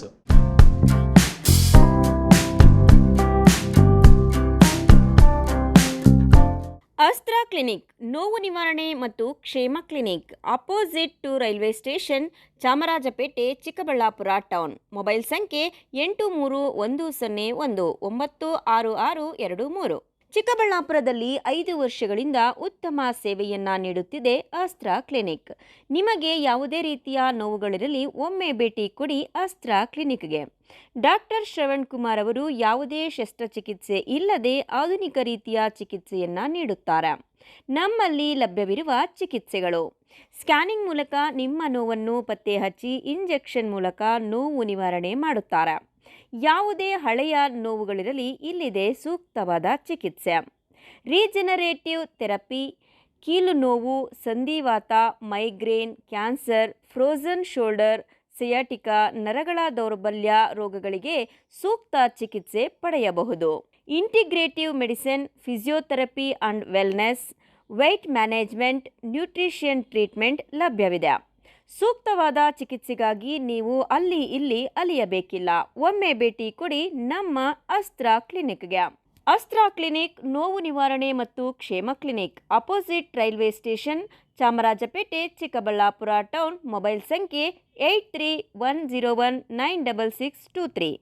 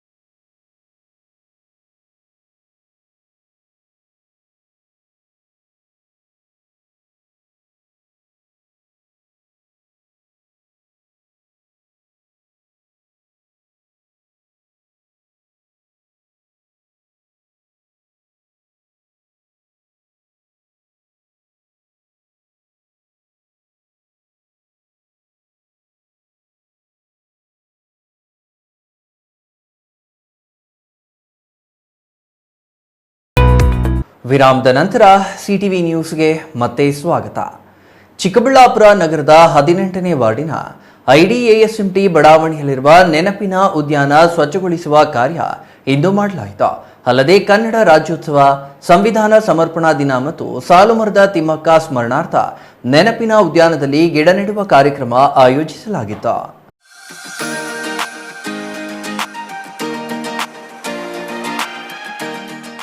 ಚಿಕ್ಕಬಳ್ಳಾಪುರದಲ್ಲಿರುವ ನಿವೇಶನ ರಹಿತ ಬಡವರಿಗೆ ವಿತರಣೆ ಮಾಡುವ ಉದ್ದೇಶದಿಂದ ಈ ಹಿಂದೆ ಒಟ್ಟು 36 ಎಕರೆ ಪ್ರದೇಶದಲ್ಲಿ ಬಡಾವಣೆ ನಿರ್ಮಾಣ ಮಾಡಲಾಗಿದೆ. ಅಲ್ಲದೆ ಒಟ್ಟಾರೆ ಬಡಾವಣೆಯಲ್ಲಿ 4 ಉದ್ಯಾನಗಳನ್ನು ನಿರ್ಮಿಸಲಾಗಿದ್ದು, ನಿರ್ವಹಣೆ ಕೊರತೆಯಿಂದ ಎಲ್ಲ ಉದ್ಯಾನಗಳು ಪಾಳು ಬಿದ್ದಿವೆ.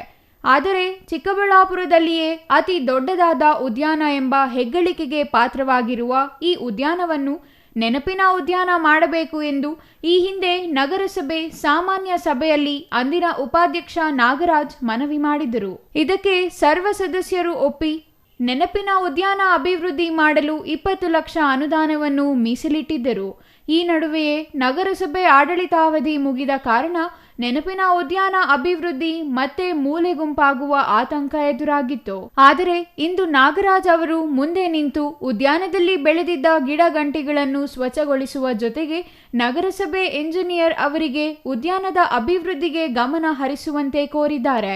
1 ಎಕರೆ ವಿಸ್ತೀರ್ಣ ಹೊಂದಿರುವ ಈ ಉದ್ಯಾನದಲ್ಲಿ ವಾಕಿಂಗ್ ಪಾತ್, ಮಕ್ಕಳು ಆಟವಾಡಲು ವಿವಿಧ ಪರಿಕರಗಳು ಸೇರಿದಂತೆ ಇತರೆ ಅಭಿವೃದ್ಧಿಯನ್ನು ಉದ್ಯಾನದಲ್ಲಿ ಮಾಡಲು ನಗರಸಭೆ ಇಂಜಿನಿಯರ್ ಅವರ ಗಮನಕ್ಕೆ ತರಲಾಗಿದ್ದು, ಕನ್ನಡ ರಾಜ್ಯೋತ್ಸವ, ಸಂವಿಧಾನ ಸಮರ್ಪಣಾ ದಿನ ಮತ್ತು ಸಾಲುಮರದ ತಿಮ್ಮಕ್ಕ ಅವರ ಸ್ಮರಣಾರ್ಥ ಇಂದು ಆರಂಭಿಕವಾಗಿ ಗಿಡ ನೆಡುವ ಕಾರ್ಯಕ್ರಮವನ್ನು ಹಮ್ಮಿಕೊಳ್ಳಲಾಗಿತ್ತು. ಉದ್ಯಾನ ಪೂರ್ಣ ಪ್ರಮಾಣದಲ್ಲಿ ಅಭಿವೃದ್ಧಿಯಾದರೆ ನಗರದಲ್ಲಿ ಮಾದರಿ ಉದ್ಯಾನವಾಗಲಿದೆ ಎಂದು ನಾಗರಾಜ್ ಅಭಿಪ್ರಾಯಪಟ್ಟರು. ಸುಮಾರು 40 ವರ್ಷಗಳಿಂದ ಯಾರೂ ಅಭಿವೃದ್ಧಿಪಡಿಸಿಲ್ಲ. ಕಾರಣ 35 ವರ್ಷಗಳಿಂದ ಯಾರಿಗೂ ಸೈಟ್ಗಳು ವಿತರಣೆ ಮಾಡಿರಲಿಲ್ಲ. ಹಿಂದೆ 2004ರಲ್ಲಿ ವಿತರಣೆ ಮಾಡ್ತೀವಿ ಅಂತೇಳಿ ಅರ್ಜಿಗಳು ಸ್ವೀಕರಿಸೋವಂಥ ಟೈಮಲ್ಲಿ ನಾನು ಅರ್ಜಿ ಹಾಕಿದ್ದೆ. ಕೊಡಲಿಲ್ಲ. 2007ರಲ್ಲಿ ಮತ್ತೊಂದು ಸಾರಿ ಅರ್ಜಿಗಳು ತಗೊಳ್ತಾರೆ, ಆವಾಗಲೂ ಕೊಡಲಿಲ್ಲ. 2010ರಲ್ಲಿ ಲಾಟ್ರಿ ಹಾಕ್ತೀವಿ ಅಂತಾರೆ. ಹಿಂದೆ ಹಾಕಿರೋರು ತೊಂದರೆಗೆ ಸಿಕ್ಕಾಕೊಳ್ತಾರೆ. ಸರ್, ಹಿಂದೆ ಹಾಕಿರೋರಿಗೆ ಮೊದಲು ಪ್ರಿಫರೆನ್ಸ್ ಕೊಡಿ, ಎರಡನೇ ಹಾಕಿರೋರಿಗೆ ಎರಡನೇ ಪ್ರಿಫರೆನ್ಸ್ ಕೊಡಿ, ಸೈಟ್ಗಳು ಆಮೇಲೆ ಕೊಡಿ ಅಂತ ಕೇಳಿದಾಗ ಅವರು ಅಂದಿನ ಕಮಿಷನರ್ ಒಪ್ಪಿರಲಿಲ್ಲ. ನಾವು ಕೋರ್ಟ್ಗೆ ಮೊರೆ ಹೋಗ್ತೀವಿ, ಉಚ್ಚ ನ್ಯಾಯಾಲಯಕ್ಕೆ, ಅಲ್ಲಿ ನಮ್ಗೆ ನ್ಯಾಯ ಕೊಡ್ತಾರೆ. ಅವಾಗ ನ್ಯಾಯ ಕೊಟ್ಟಾದಮೇಲೆ ಆವತ್ತು ನಮಗೆ ಸೈಟ್ಗಳು ವಿತರಣೆ ಮಾಡ್ತಾರೆ. ಆ ವಿತರಣೆ ಮಾಡಿದ್ದಕ್ಕೆ 40 ವರ್ಷಗಳಿಂದ ಆಗದೇ ಇರೋವಂಥ ಅಭಿವೃದ್ಧಿ 2010ರಲ್ಲಿ ಎಲ್ಲರಿಗೂ ಸೈಟ್ಗಳು ವಿತರಣೆ ಆಗುತ್ತೆ. 560ಕ್ಕಿಂತ ಹೆಚ್ಚು ನಿವೇಶನಗಳಿರ್ತಕ್ಕಂಥ ಈ ಬಡಾವಣೆಯಲ್ಲಿ ಈಗಾಗಲೇ ಒಂದು 300ಕ್ಕಿಂತ ಹೆಚ್ಚು ಜನ ಮನೆಗಳು ನಿರ್ಮಾಣ ಮಾಡಿಕೊಂಡು ತುಂಬ ಸಂತೋಷದಿಂದ ಇದ್ದಾರೆ. ಅದ್ರ ಜೊತೆಗೆ 4 ದೊಡ್ಡ ಪಾರ್ಕ್ಗಳಿದ್ದಾವೆ, ಉದ್ಯಾನವನಗಳಿದ್ದಾವೆ. ಅದನ್ನು ಯಾರೂ ಅಭಿವೃದ್ಧಿಪಡಿಸಿಲ್ಲ. ಅದನ್ನು ನಾನು ಭಾಳಷ್ಟು ಸಾರಿ ಚರ್ಚೆ ಮಾಡಿದೆ. ಯಾರೂ ಕಮಿಷನರ್ಗಳು ಹಿಂದೆ ಇದ್ದವರು ಯಾರೂ ಸ್ಪಂದನೆ ಕೊಡಲಿಲ್ಲ. ಸೊ ನಾವು ಎಲೆಕ್ಟ್ ಆಗಿ ನಾವು ನಗರಸಭಾ ಸದಸ್ಯನಾಗಿ ಬಂದ ಮೇಲೆ ಒಂದು ಆಟದ ಮೈದಾನಕ್ಕೆ ಸುಮಾರು 84 ಲಕ್ಷ ರೂಪಾಯಿ ಇದು ಅಲ್ಲಿಗೆ ಡೆಬಿಟ್ ಮಾಡಿ ಅದನ್ನು ಅಭಿವೃದ್ಧಿಪಡಿಸೋವಂಥದ್ದಾಯಿತು. ಈಗ ಸುಮಾರು ಬೆಳಗ್ಗೆಯಿಂದ ಸಾಯಂಕಾಲದವರೆಗೂ ಆಟ ಆಡೋವಂಥವ್ರು 30-40 ಹುಡುಗರು ಅಲ್ಲಿ ಆಟ ಆಡೋವಂಥದ್ದಾಗುತ್ತೆ. ಹೆಸರು ರತ್ನಮ್ಮ. ಯಾರೇ ಆಗಲಿ ಇಲ್ಲಿ ಗೆಲ್ತಕ್ಕಂಥವ್ರು ಸುತ್ತಮುತ್ತ ಎಲ್ಲ ಇಂಪ್ರೂವ್ ಮಾಡಿ, ನಮ್ಮ ರೋಡ್ಗಳಲ್ಲಿ ಲೈಟ್ಗಳಿಲ್ಲ, ತುಂಬ ಕತ್ಲೆ, ನೈಟಲ್ಲಿ ಓಡಾಡೋಕ್ಕೆ ಎಲ್ಲನೂ ಹಾವುಗಳ ಕಾಟ ತುಂಬ ಇದೆ. ನಮಗೆ ಭಯ ಆಗ್ತೈತೆ ಗಿಡಗಳಿರೋದಕ್ಕೆ ಎಲ್ಲನೂ. ನಮಗೆ ಆಚೆ ಬರೋಕ್ಕೂ ಭಯ ಆಗ್ತೈತೆ. ಯಾರಾದರೂ ಬಂದು ನಿಂತ್ಕೊಂಡು ಸೇರಿಕೊಂಡು ನಮ್ಗೆ ಗೊತ್ತಾಗೋದಿಲ್ಲ, ಅಷ್ಟು ಭಯ ಆಗ್ತೈತೆ. ಒಳ್ಳೆ ಕಾಡು ಪ್ರದೇಶ ಇದ್ದಂಗೆ ಇದೆ ನಮ್ಮ ಮನೆ ಸುತ್ತಲೂ.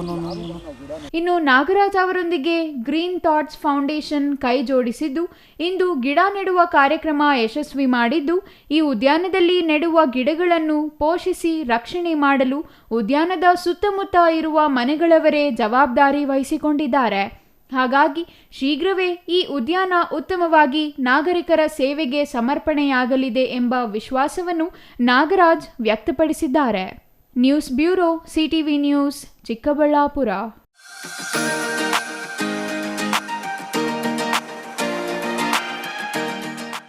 ಹೆಲ್ಮೆಟ್ ಇಲ್ಲದೆ ವಾಹನ ಸಂಚಾರ ಮಾಡುವ ಕಾರಣಕ್ಕೆ ಅಪಘಾತಗಳು ನಡೆದು ಅಮೂಲ್ಯವಾದ ಜೀವಗಳನ್ನು ಕಳೆದುಕೊಳ್ತಿದ್ದು, ಇನ್ನು ಮುಂದೆ ಹೀಗಾಗದಂತೆ ಎಚ್ಚರ ವಹಿಸಲು ಕೋಲಾರ ಸಂಚಾರಿ ಪೊಲೀಸರು ತೀರ್ಮಾನಿಸಿದ್ದಾರೆ. ಹಾಗಾಗಿಯೇ ಡಿಸೆಂಬರ್ 1ರಿಂದ ಬೈಕ್ ಓಡಿಸಲು ಹೆಲ್ಮೆಟ್ ಕಡ್ಡಾಯ ಮಾಡಿ ಆದೇಶ ಹೊರಡಿಸಿದ್ದಾರೆ.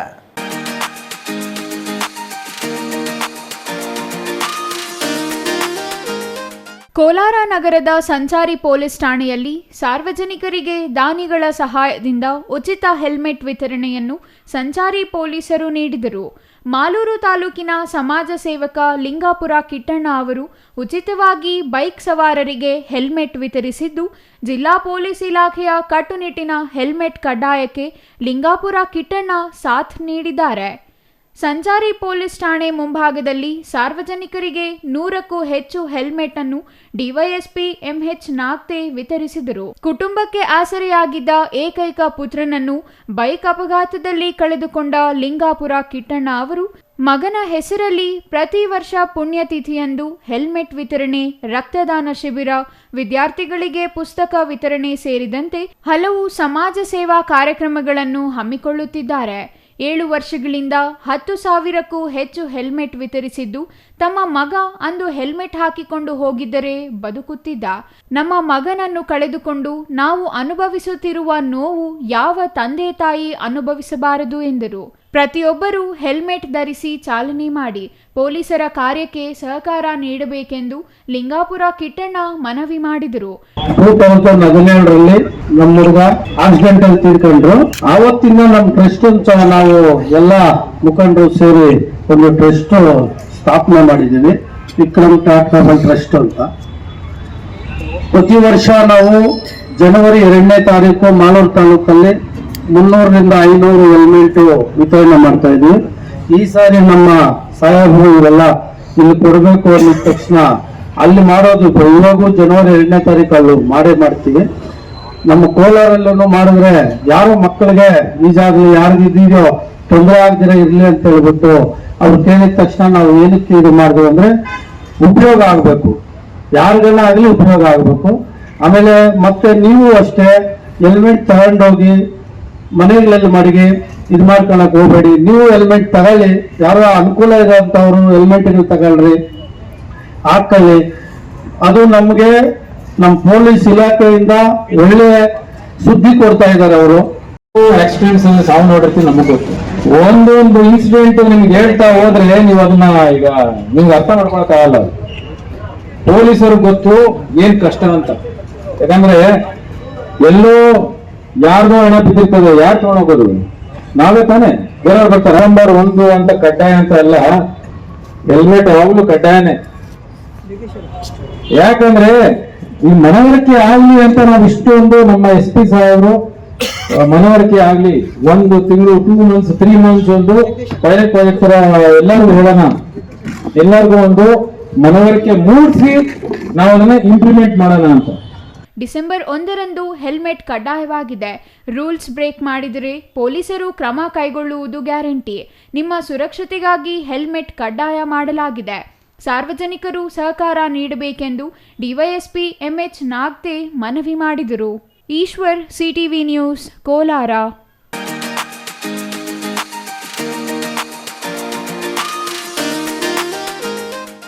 ಗೌರಿಬಿದನೂರು ತಾಲೂಕಿನ ಡಿಪಾಳ್ಯದಲ್ಲಿ ಸಂಕಲ್ಪ ಚಾರಿಟಬಲ್ ಟ್ರಸ್ಟ್ನಿಂದ ಸಂವಿಧಾನ ಸಮರ್ಪಣಾ ದಿನದ ಅಂಗವಾಗಿ ಬೃಹತ್ ರಕ್ತದಾನ ಶಿಬಿರ ಸ್ಟೆಲ್ಲಾ ಕಾನ್ವೆಂಟ್ ಸಭಾಂಗಣ ವಿವಿಪುರಂನಲ್ಲಿ ಆಯೋಜಿಸಲಾಗಿತ್ತು.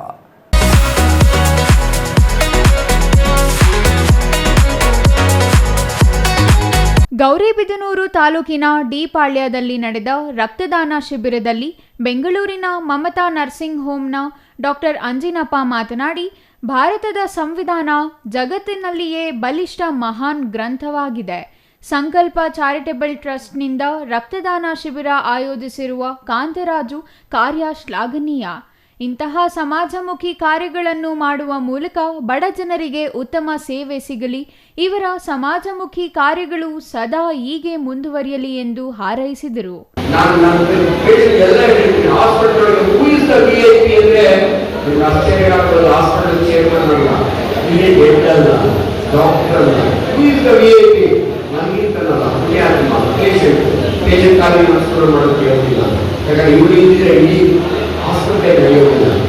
ಆಯ್ತು, ಖುಷಿಯಾಗುತ್ತೆ. ದೇವರಿಗೆ ತುಂಬಾ ಒಳ್ಳೆದಾಗಿರೋ ಪೇಷಂಟ್ ಹೇಳ್ತಾ ಸಾಯಂಕಾಲ ಮನೆಗೆ ಹೋಗಿ ಏನ್ ಮಾಡಿ ಸರ್ ಅಂತಾನೆ ಹೇಳಿದ್ರೆ ಮಾಡೋದು ಏನ್ ಸರ್ ಪೇಷಂಟ್ ಕುಡಿಗೆ ಸರ್ ಮನೆಗೆ ಭಾಗ್ಯ ಆಗುತ್ತೆ. ಸತ್ಯ ಯಾಕೆ ಮಾಡ್ಬೇಕು ಅಂದ್ರೆ ನನ್ನ ಆಸ್ತಿ ಇದೆಯಲ್ಲ, ನನ್ನ ಮುಕ್ತ ಆಸ್ತಿ ಬೇರೆಯವ್ರು ಕುಡಿಯಿಂದ ನಾನು ಎಷ್ಟು ವಯಸ್ಸು ಆಪರೇಷನ್ ಮಾಡ್ತಿರಲ್ಲ, ಅವ್ರು ಕೊಟ್ಟ ದುಡ್ಡಿಂದ ನನ್ನ ಬಗ್ಲಿ ನನ್ನ ಕಾರು ಎಲ್ಲ ಬಂದಿದೆ. ನನಗೆ ಈ ಸಂಕಲ್ಪ ಚಾರಿಟಬಲ್ ಟ್ರಸ್ಟ್ ಅಧ್ಯಕ್ಷ ಸಿ ಕಾಂತರಾಜು ಮಾತನಾಡಿ, ರಕ್ತದಾನ ಶಿಬಿರ ಆಯೋಜಿಸಲಾಗಿದೆ. ರಕ್ತದಾನ ಮಾಡಿದ ದಾನಿಗಳಿಗೆ ಕೃತಜ್ಞತೆಗಾಗಿ ಹೆಲ್ಮೆಟ್ ನೀಡಲಾಗಿದೆ. ಇನ್ನೊಬ್ಬರ ಜೀವ ಉಳಿಸಲು ಬಂದು ರಕ್ತದಾನ ಮಾಡಿರುವ ದಾನಿಗಳಿಗೆ ಅಭಿನಂದನೆ ಸಲ್ಲಿಸಿದರು. ಸಂಕಲ್ಪ ಚಾರಿಟಬಲ್ ಟ್ರಸ್ಟ್ ಉದ್ದೇಶ ಶಿಕ್ಷಣ ಮತ್ತು ಆರೋಗ್ಯಕ್ಕೆ ಹೆಚ್ಚು ಒತ್ತು ನೀಡಿ ನನ್ನ ಸ್ವಂತ ಊರಾದ ಗೌರಿಬಿದನೂರಿನಲ್ಲಿ ಏನಾದರೂ ಸೇವೆ ಮಾಡಬೇಕು ಎಂದು ಸಂಕಲ್ಪ ಇಟ್ಟುಕೊಂಡು ಸೇವೆ ಮಾಡಬೇಕೆಂದು ಬಂದಿದ್ದು, ನಮ್ಮ ತಾಲೂಕಿನ ಯಾವುದೇ ಪಂಚಾಯಿತಿ ಗ್ರಾಮಗಳಲ್ಲಿ ವಿದ್ಯಾಭ್ಯಾಸ ಮಾಡುತ್ತಿರುವ ವಿದ್ಯಾರ್ಥಿಗಳಿಗೆ ಮೊದಲ ಆದ್ಯತೆ ನೀಡಲಾಗುವುದು. ಹೆಚ್ಚು ಅಂಕ ಗಳಿಸಿದ ವಿದ್ಯಾರ್ಥಿಗಳಿಗೆ ಏನಾದರೂ ಸಹಕಾರ ಬೇಕಾದಲ್ಲಿ ಯಾವುದೇ ಜಾತಿ ಧರ್ಮ ಎನ್ನದೆ ನಮ್ಮ ಕಚೇರಿಗೆ ಭೇಟಿ ನೀಡಬಹುದು. ಆರೋಗ್ಯಕ್ಕೆ ಸಂಬಂಧಿಸಿದ ಸಮಸ್ಯೆಗಳಿಗೂ ನಮ್ಮ ಸಂಸ್ಥೆ ಯಾವಾಗಲೂ ಸಹಕಾರ ನೀಡಲಾಗುವುದು ಎಂದು ಭರವಸೆ ನೀಡಿದರು. ಎಲ್ಲರಿಗೂ ಮೊದಲನೇದಾಗಿ ಸಂವಿಧಾನ ದಿನಾಚರಣೆಯ ಶುಭಾಶಯಗಳು. ಈ ದಿನ ನಮ್ಮ ಸಂಕಲ್ಪ ಚಾರಿಟಬಲ್ ಟ್ರಸ್ಟ್ ವತಿಯಿಂದ ಬೃಹತ್ ರಕ್ತದಾನ ಶಿಬಿರ ಮತ್ತು ರಕ್ತದಾನ ಮಾಡುವಂಥ ದಾನಿಗಳಿಗೆ ಅವರ ಜೀವನ ಉಳಿಸ್ಕೊಳ್ಳಿಕ್ಕೆ ಒಂದು ಕಾಣಿಕೆಯಾಗಿ ಮತ್ತು ಒಂದು ಕೃತಜ್ಞತೆಯಾಗಿ ಒಂದು ಹೆಲ್ಮೆಟ್ ಕಾರ್ಯಕ್ರಮವನ್ನು ಹಮ್ಮಿಕೊಂಡಿದ್ವಿ. ಬೆಳಗ್ಗೆಯಿಂದ ತುಂಬ ಅಚ್ಚುಕಟ್ಟಾಗಿ ಕಾರ್ಯಕ್ರಮ ಮೂಡಿ ಬಂತು. ಇದಕ್ಕೆ ಸಹಕರಿಸಿದಂಥ ಮೊದಲನೇದಾಗಿ ಪೊಲೀಸ್ ಇಲಾಖೆಗೆ ನಾನು ಧನ್ಯವಾದಗಳನ್ನು ಸಲ್ಲಿಸ್ತೇನೆ. ಎರಡನೇದಾಗಿ ಯಾರು ಈ ದಿನ ವಾಲಂಟಿಯರ್ ಆಗಿ ಬಂದು ತಮ್ಮ ರಕ್ತವನ್ನು ದಾನ ಮಾಡುವ ಮುಖಾಂತರ ಇನ್ನೊಂದು ಜೀವನವನ್ನು ಉಳಿಸುವಂಥ ಸಂಕಲ್ಪ ಮಾಡಿದರೋ ಆ ಸಂಕಲ್ಪ ಮಾಡಿರುವಂಥ ಎಲ್ಲ ದಾನಿಗಳಿಗೂ ನಾನು ವಂದನೆಗಳನ್ನು ಸಲ್ಲಿಸೋನಾಗಿದ್ದೇನೆ. ಇನ್ನು ಸಂಕಲ್ಪ ಚಾರಿಟಬಲ್ ಟ್ರಸ್ಟ್ನಿಂದ ಆಯೋಜಿಸಿದ್ದ ರಕ್ತದಾನ ಶಿಬಿರದಲ್ಲಿ 101 ಯೂನಿಟ್ ರಕ್ತ ಸಂಗ್ರಹಣೆ ಮಾಡಿದ್ದಾರೆ. ಇದೇ ಸಂದರ್ಭದಲ್ಲಿ ನಿವೃತ್ತ ಪ್ರಾಂಶುಪಾಲ ಡಾಕ್ಟರ್ ಸಿ ನಾಗರತ್ನಮ್ಮ, ನ್ಯಾಷನಲ್ ಕಾಲೇಜಿನ ಪ್ರಾಂಶುಪಾಲ ಡಾಕ್ಟರ್ ಶೈಲಜಾ ಸಪ್ತಗಿರಿ, ಚೈತ್ರ ಇನ್ನೂ ಹಲವರು ಹಾಜರಿದ್ದರು. R Manjunath, CTV news, Gauribidanur.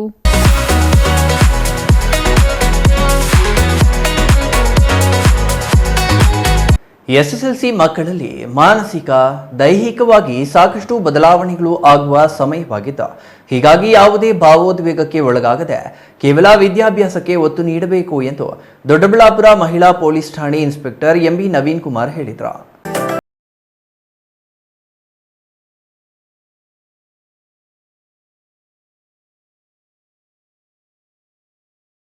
Doddaballapura ನಗರದ ಮಹಿಳಾ ಪೊಲೀಸ್ ಠಾಣೆಯಲ್ಲಿ ಇಂದು ಹಮ್ಮಿಕೊಂಡಿದ್ದ ತೆರೆದ ಮನೆ ಕಾರ್ಯಕ್ರಮದಲ್ಲಿ ಭಾಗವಹಿಸಿದ್ದ ಅರಳು ಮಲ್ಲಿಗೆ ಸರ್ಕಾರಿ ಪ್ರೌಢಶಾಲೆಯ ಮಕ್ಕಳನ್ನು ಉದ್ದೇಶಿಸಿ ಮಾತನಾಡಿದ ಮಹಿಳಾ ಪೊಲೀಸ್ ಠಾಣೆ ಇನ್ಸ್ಪೆಕ್ಟರ್ ಎಂಬಿ ನವೀನ್ ಕುಮಾರ್ ಅವರು, ವಿದ್ಯಾರ್ಥಿ ದೆಸೆಯಲ್ಲಿ ತಪ್ಪು ಹೆಜ್ಜೆ ಇಟ್ಟರೆ ಇಡೀ ಜೀವನವೇ ದಾರಿ ತಪ್ಪುತ್ತದೆ. ಮಕ್ಕಳು ಶಿಕ್ಷಣ ಪೂರೈಸುವವರೆಗೂ ಪೋಷಕರು ಕಡ್ಡಾಯವಾಗಿ ಓದಿಸಲೇಬೇಕು. ಮೊಬೈಲ್ನಲ್ಲಿ ಸಾಮಾಜಿಕ ಜಾಲತಾಣಗಳಿಂದ ಯುವ ಜನತೆ ಹಾಳಾಗುತ್ತಿದ್ದಾರೆ ಎಂದರು. ಕಳೆದ ವರ್ಷ ಮಹಿಳಾ ಠಾಣೆಯಲ್ಲಿ 18 ಪೋಕ್ಸೋ ಕೇಸ್ ದಾಖಲಾಗಿದ್ದರೆ ಈ ವರ್ಷ 35 ಪೋಕ್ಸೋ ಕೇಸ್ ದಾಖಲಾಗಿದೆ. ಈ ವರ್ಷ ನಾಪತ್ತೆಯಾದ 135 ಪ್ರಕರಣಗಳು ದಾಖಲಾಗಿವೆ. ಇದಕ್ಕೆಲ್ಲ ಕಾರಣ ಅತಿಯಾದ ಮೊಬೈಲ್ ಬಳಕೆಯಾಗಿದೆ. ಒಳ್ಳೆಯ ಉದ್ದೇಶಕ್ಕೆ ಮಾತ್ರ ಮೊಬೈಲ್ ಬಳಸಿ, ಇಲ್ಲವಾದಲ್ಲಿ ಬೇಡ. ಮಾದಕ ದ್ರವ್ಯಗಳು ಜೀವನ ಮಾತ್ರವಲ್ಲ, ಆರೋಗ್ಯ ಹಾಳು ಮಾಡುತ್ತದೆ ಎಂದು ತಿಳಿಸಿದರು. ಎಲ್ಲ ಪ್ರೀತಿಯಂತ ನಮ್ಮ ಸರ್ಕಾರ ಒಂದು ಕಾರ್ಯಕ್ರಮ ಮಾಡಿದೆ. ಅದರ ಪ್ರಕಾರ ಐದರ್ ಮಕ್ಕಳಾದರೂ ಸ್ಟೇಷನಿಗೆ ಬಂದು ಸ್ಟೇಷನಲ್ಲಿ ಮುಕ್ತ ತಿಳಿದುಕೊಳ್ಳುವಂಥ ಪ್ರಯತ್ನ ಮಾಡ್ಬೋದು, ಇಲ್ಲ ನಾವಾದರೂ ಸ್ಟೇಷನಿಂದ ಸ್ಕೂಲ್ಗಳ ಹತ್ರಕ್ಕೆ ಹೋಗಿ ವಿದ್ಯಾರ್ಥಿಗಳಿಗೆ ಒಂದು ಇತ್ತೀಚೆಗೆ ನಡೀತಾ ಈ ಬಾಲ್ಯ ವಿವಾಹಗಳಿರ್ಬೋದು, ಪೋಕ್ಸೋ ಪ್ರಕರಣಗಳಿರ್ಬೋದು, ಅಥವಾ ಡ್ರಗ್ ಅಬ್ಯೂಸ್ ಪ್ರಕರಣಗಳು, ಅಂದರೆ ಮಾದಕ ವಸ್ತುಗಳ ದುರ್ಬಳಕೆಯ ಪ್ರಕರಣಗಳಿವೆ. ನಾವು ಒಂದು ತೆರೆದ ಮನೆ ಅಂತೇಳಿ ಕಾರ್ಯಕ್ರಮವನ್ನು ಮಾಡಿದ್ದೀವಿ. ಮಕ್ಕಳ ಸಾಮಾನ್ಯ ಜ್ಞಾನದ ಬಗ್ಗೆ ಸ್ಥಳದಲ್ಲಿಯೇ ಪ್ರಶ್ನೆಗಳನ್ನ ಕೇಳಿ ಬಹುಮಾನವಾಗಿ ಪುಸ್ತಕ ವಿತರಿಸಲಾಯಿತು. Mahesh, CTV news, Doddaballapura.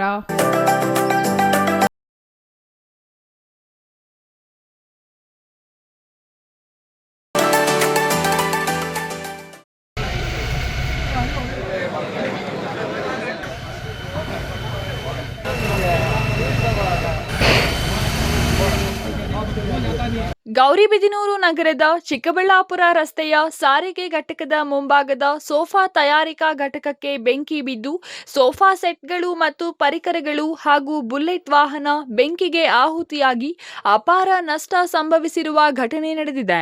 ಗುರುವಾರ ಮಧ್ಯಾಹ್ನ ಸೋಫಾ ಸೆಟ್ ಅಂಗಡಿಗೆ ಆಕಸ್ಮಿಕವಾಗಿ ಬೆಂಕಿ ಬಿದ್ದು ಈ ಅವಘಡ ಸಂಭವಿಸಿದ್ದು ಶೌಕತ್ ಖಾನ್ ಎಂಬುವವರಿಗೆ ಸೇರಿದ ಅಂಗಡಿ ಇದಾಗಿದೆ. ಸಾಲ ಮಾಡಿಕೊಂಡು ಅಂಗಡಿಯನ್ನು ನಡೆಸುತ್ತಿದ್ದು ಸೋಫಾ ಸೆಟ್ ಸೆಟ್ಗಳು ಸುಟ್ಟು ಬೂದಿಯಾಗಿದೆ.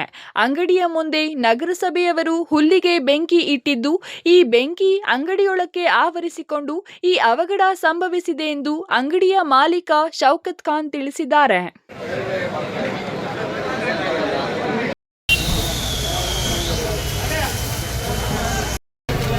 ನಿಮ್ಗೆ ಅನಕಾಗುತ್ತೆ ಸೈಡ್ ಬಾ ಅಂತ.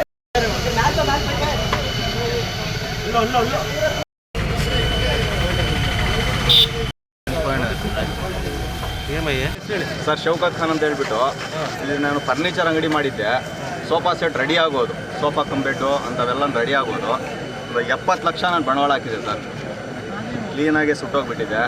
ಯಾರೋ ಬೆಂಕಿ ಇಕ್ಕಿರೋ ಅಂತ ನಗರಸಭೆಯವ್ರು ಬೆಂಕಿ ಇಕ್ಕಿರೋದು ಈಚೆ ಕಡೆ, ಹಂಗಾಗಿ ಎಲ್ಲ ಒಳಗಡೆಗೆಲ್ಲ ಹೊಟ್ಟೋಗಿ ಕ್ಲೀನಾಗಿ ಹೊಟ್ಟೋಗಿದೆ ಸರ್.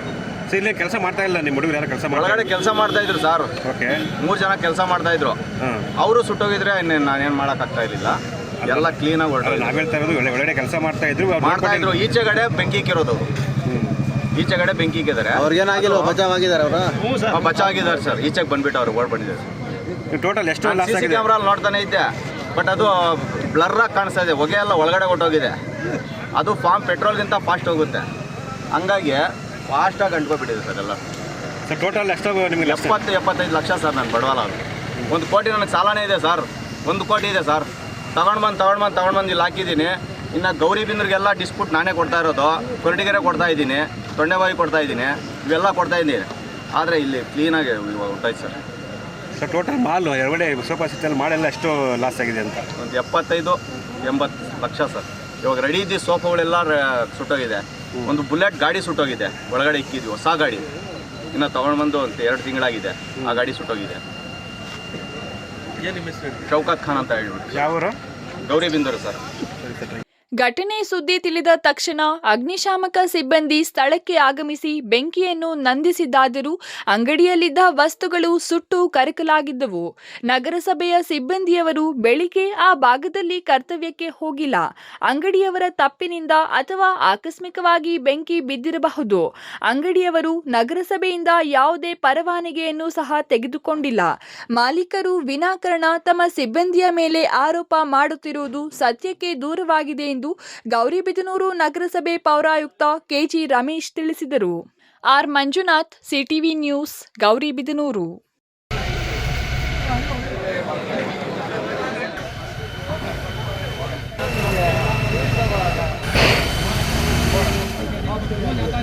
ಇದೀಗ ಚಿಕ್ಕದೊಂದು ವಿರಾಮದ ನಂತರ ಸಿಟಿವಿ ನ್ಯೂಸ್ ಮತ್ತೆ ಮುಂದುವರಿಯಲಿದೆ.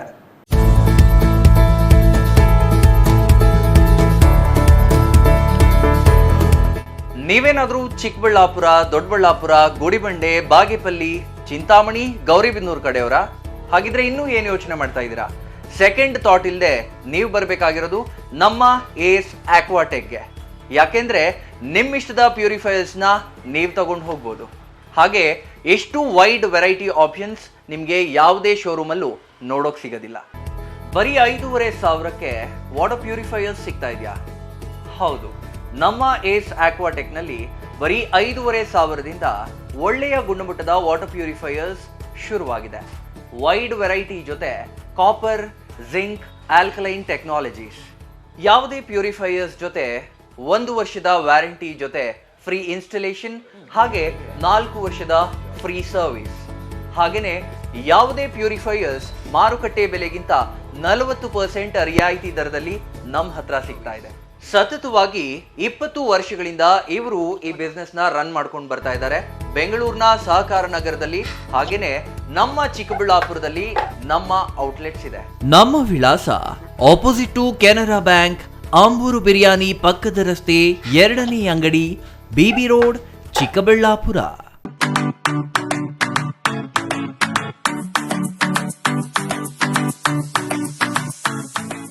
ವಿಷಯ ಗೊತ್ತಾಯ್ತಾ? ಮನೆ ಇಂಟೀರಿಯರ್ಸ್ಗೂ ಸಹ ಇವಾಗ EMI ಪೇ ಮಾಡಬಹುದು. ಮನೆ ಕಚ್ಚಿದ ಮೇಲೆ ಇಂಟೀರಿಯರ್ಗೆ ತುಂಬಾನೇ ತಲೆ ಕೆಡ್ಸ್ಕೊತೀವಿ. ಯುನೀಕ್ ಆಗಿರ್ಬೇಕು, ಡಿಫ್ರೆಂಟ್ ಆಗಿರ್ಬೇಕು, ಮಾಡರ್ನ್ ಆಗಿರ್ಬೇಕು ಅಂತ. ಇದಕ್ಕೆಲ್ಲ ಒಂದು ಸೂಪರ್ ಸೊಲ್ಯೂಷನ್ ಕೊಡಬೇಕು ಅಂದ್ರೆ SMH hardware and innovations Chikkaballapur. ಇಡೀ ಬ್ಯಾಂಗ್ಳೂರಲ್ಲಿ ಕಂಪೇರ್ ಮಾಡಿದ್ರೆ ಇವ್ರು ಕೊಡೋ ರೇಟ್ಸ್ ತುಂಬಾನೇ ಅಫೋರ್ಡಬಲ್. ಇವ್ರದೇ ಆದಂತ ಸ್ವಂತ ಮ್ಯಾನುಫ್ಯಾಕ್ಚರಿಂಗ್ ಯೂನಿಟ್ ಇದೆ. Make in India, 25 years of experience. 80% of their clients ಬ್ಯಾಂಗ್ಳೂರಲ್ಲೇ ಇರೋದು. ನಿಮ್ ಮನೆಗೆ ಬಂದು ವಿಸಿಟ್ ಮಾಡಿ ನಿಮ್ಗೆ ನೀಟ್ ಆಗಿ ಡಿಸೈನ್ ಮತ್ತು ಎಕ್ಸ್ಪ್ಲನೇಷನ್ ಮಾಡಿ ಯಾವ ತರ ಮಾಡಬಹುದು ಅಂತ ಕ್ಲಾರಿಟಿನೂ ಕೊಡ್ತಾರೆ. ಇಂಟೀರಿಯರ್ಸ್ ಗೆ ಬೇಕಿರೋ ಎಲ್ಲ ಐಟಮು ಇವ್ರ ಹತ್ರ ಸಿಗುತ್ತೆ. You will get it at the very very best price ಅಂತಾನೆ ಹೇಳ್ಬೋದು. ಮನೆ ಹೊಸ್ಲಿಂದ ಹಿಡಿದು ಹಾಲ್, ಬೆಡ್ರೂಮ್, ಕಿಚನ್ ಎಲ್ಲಾನು ಇವ್ರ ಹತ್ರ ನೀಟ್ ಆಗಿ ಡಿಸೈನ್ ಮಾಡ್ಕೋಬಹುದು. ಈ ವಿಡಿಯೋನ ಬೇಗ ನಿಮ್ ಫ್ರೆಂಡ್ಸ್ ಅಂಡ್ ಫ್ಯಾಮಿಲೀಸ್ಗೆ ಶೇರ್ ಮಾಡಿ, ತುಂಬಾನೇ ಯೂಸ್ ಆಗುತ್ತೆ.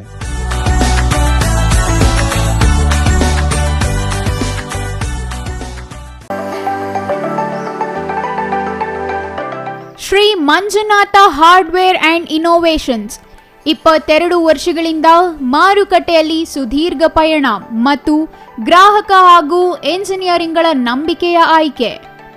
ಅತ್ಯುತ್ತಮ ಗುಣಮಟ್ಟ, ಪ್ರಾಮಾಣಿಕ ಬೆಲೆ. Engineer choices, architect choices, corporates, house owners, carpenter choices, hardware dealers ಹಾಗೂ ಇನ್ನಿತರರಿಗೆ ಹೋಲ್ಸೇಲ್ ದರದಲ್ಲಿ ಸಿಗುವ ಸ್ಥಳವೇ ಶ್ರೀ ಮಂಜುನಾಥ ಹಾರ್ಡ್ವೇರ್ ಮತ್ತು ಇನೋವೇಷನ್ಸ್.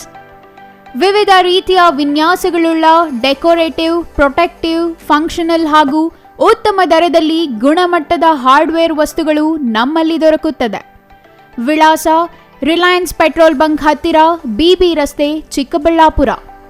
ಮೊಬೈಲ್ ಸಂಖ್ಯೆ 9739393927, ಮತ್ತೊಂದು ಸಂಖ್ಯೆ 9008680303. ವಿರಾಮದ ನಂತರ ಸಿಟಿವಿ ನ್ಯೂಸ್ಗೆ ಮತ್ತೆ ಸ್ವಾಗತ. ಇದೀಗ ಸಂಕ್ಷಿಪ್ತ ಸುದ್ದಿಗಳು.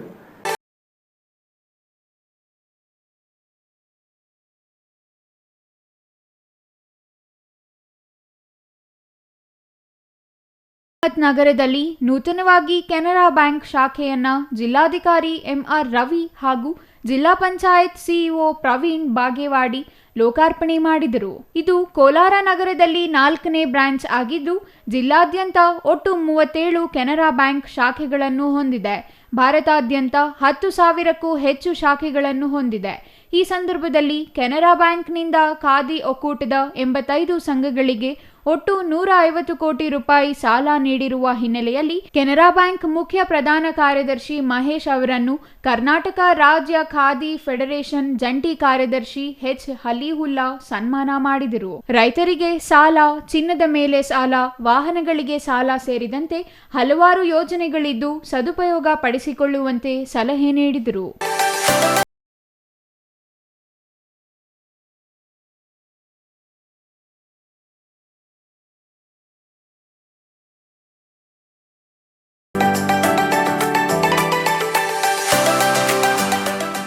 ನವೆಂಬರ್ 29ರ ಶನಿವಾರ ಶಿಡ್ಲಘಟ್ಟ ನಗರದಲ್ಲಿ ಕನ್ನಡ ರಾಜ್ಯೋತ್ಸವ ಹಮ್ಮಿಕೊಂಡಿದ್ದು, ಎಲ್ಲ ಕನ್ನಡಿಗರು ಕಾರ್ಯಕ್ರಮದಲ್ಲಿ ಭಾಗವಹಿಸಿ ಯಶಸ್ವಿಗೊಳಿಸಬೇಕೆಂದು ಪ್ರಗತಿಪರ ಹೋರಾಟಗಾರರ ಸಂಘದ ಅಧ್ಯಕ್ಷ ವಿಸ್ಡಮ್ ನಾಗರಾಜ್ ಹೇಳಿದರು.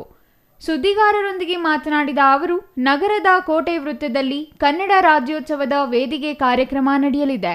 ಶಾಸಕ ಬಿಎನ್ ರವಿಕುಮಾರ್, ಎಸ್ಪಿ ಕುಶಾಲ್ ಚೌಕ್ಸೆ ಭಾಗವಹಿಸಲಿದ್ದಾರೆ. ಕನ್ನಡ ಚಲನಚಿತ್ರದ ಜೂನಿಯರ್ ಕಲಾವಿದರು ಭಾಗವಹಿಸಲಿದ್ದಾರೆ. ಕನ್ನಡ ಚಿತ್ರಗೀತೆಗಳ ಗಾಯನ, ರಸಸಂಜೆ ಕಾರ್ಯಕ್ರಮ ನಡೆಯಲಿದೆ.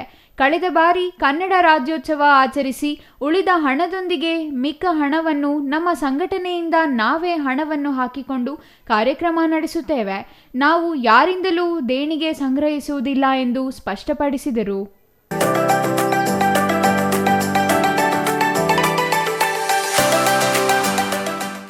ಕೊನೆಯದಾಗಿ ಮತ್ತೊಮ್ಮೆ ಮುಖ್ಯಾಂಶಗಳು.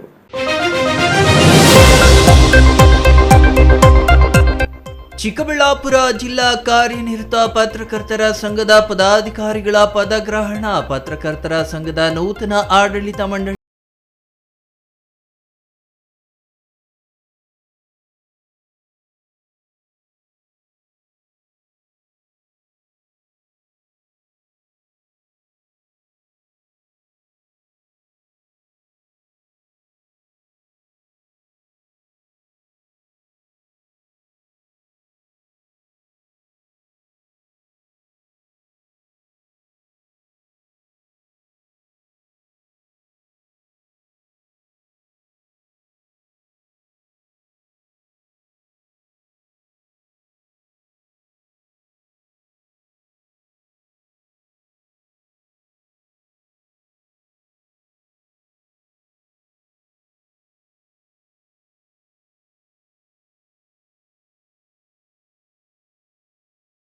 ಹೊತ್ತಿನ ಸುದ್ದಿ ನೋಡ್ತಾ ಇರಿ ಸಿಟಿವಿ ನ್ಯೂಸ್.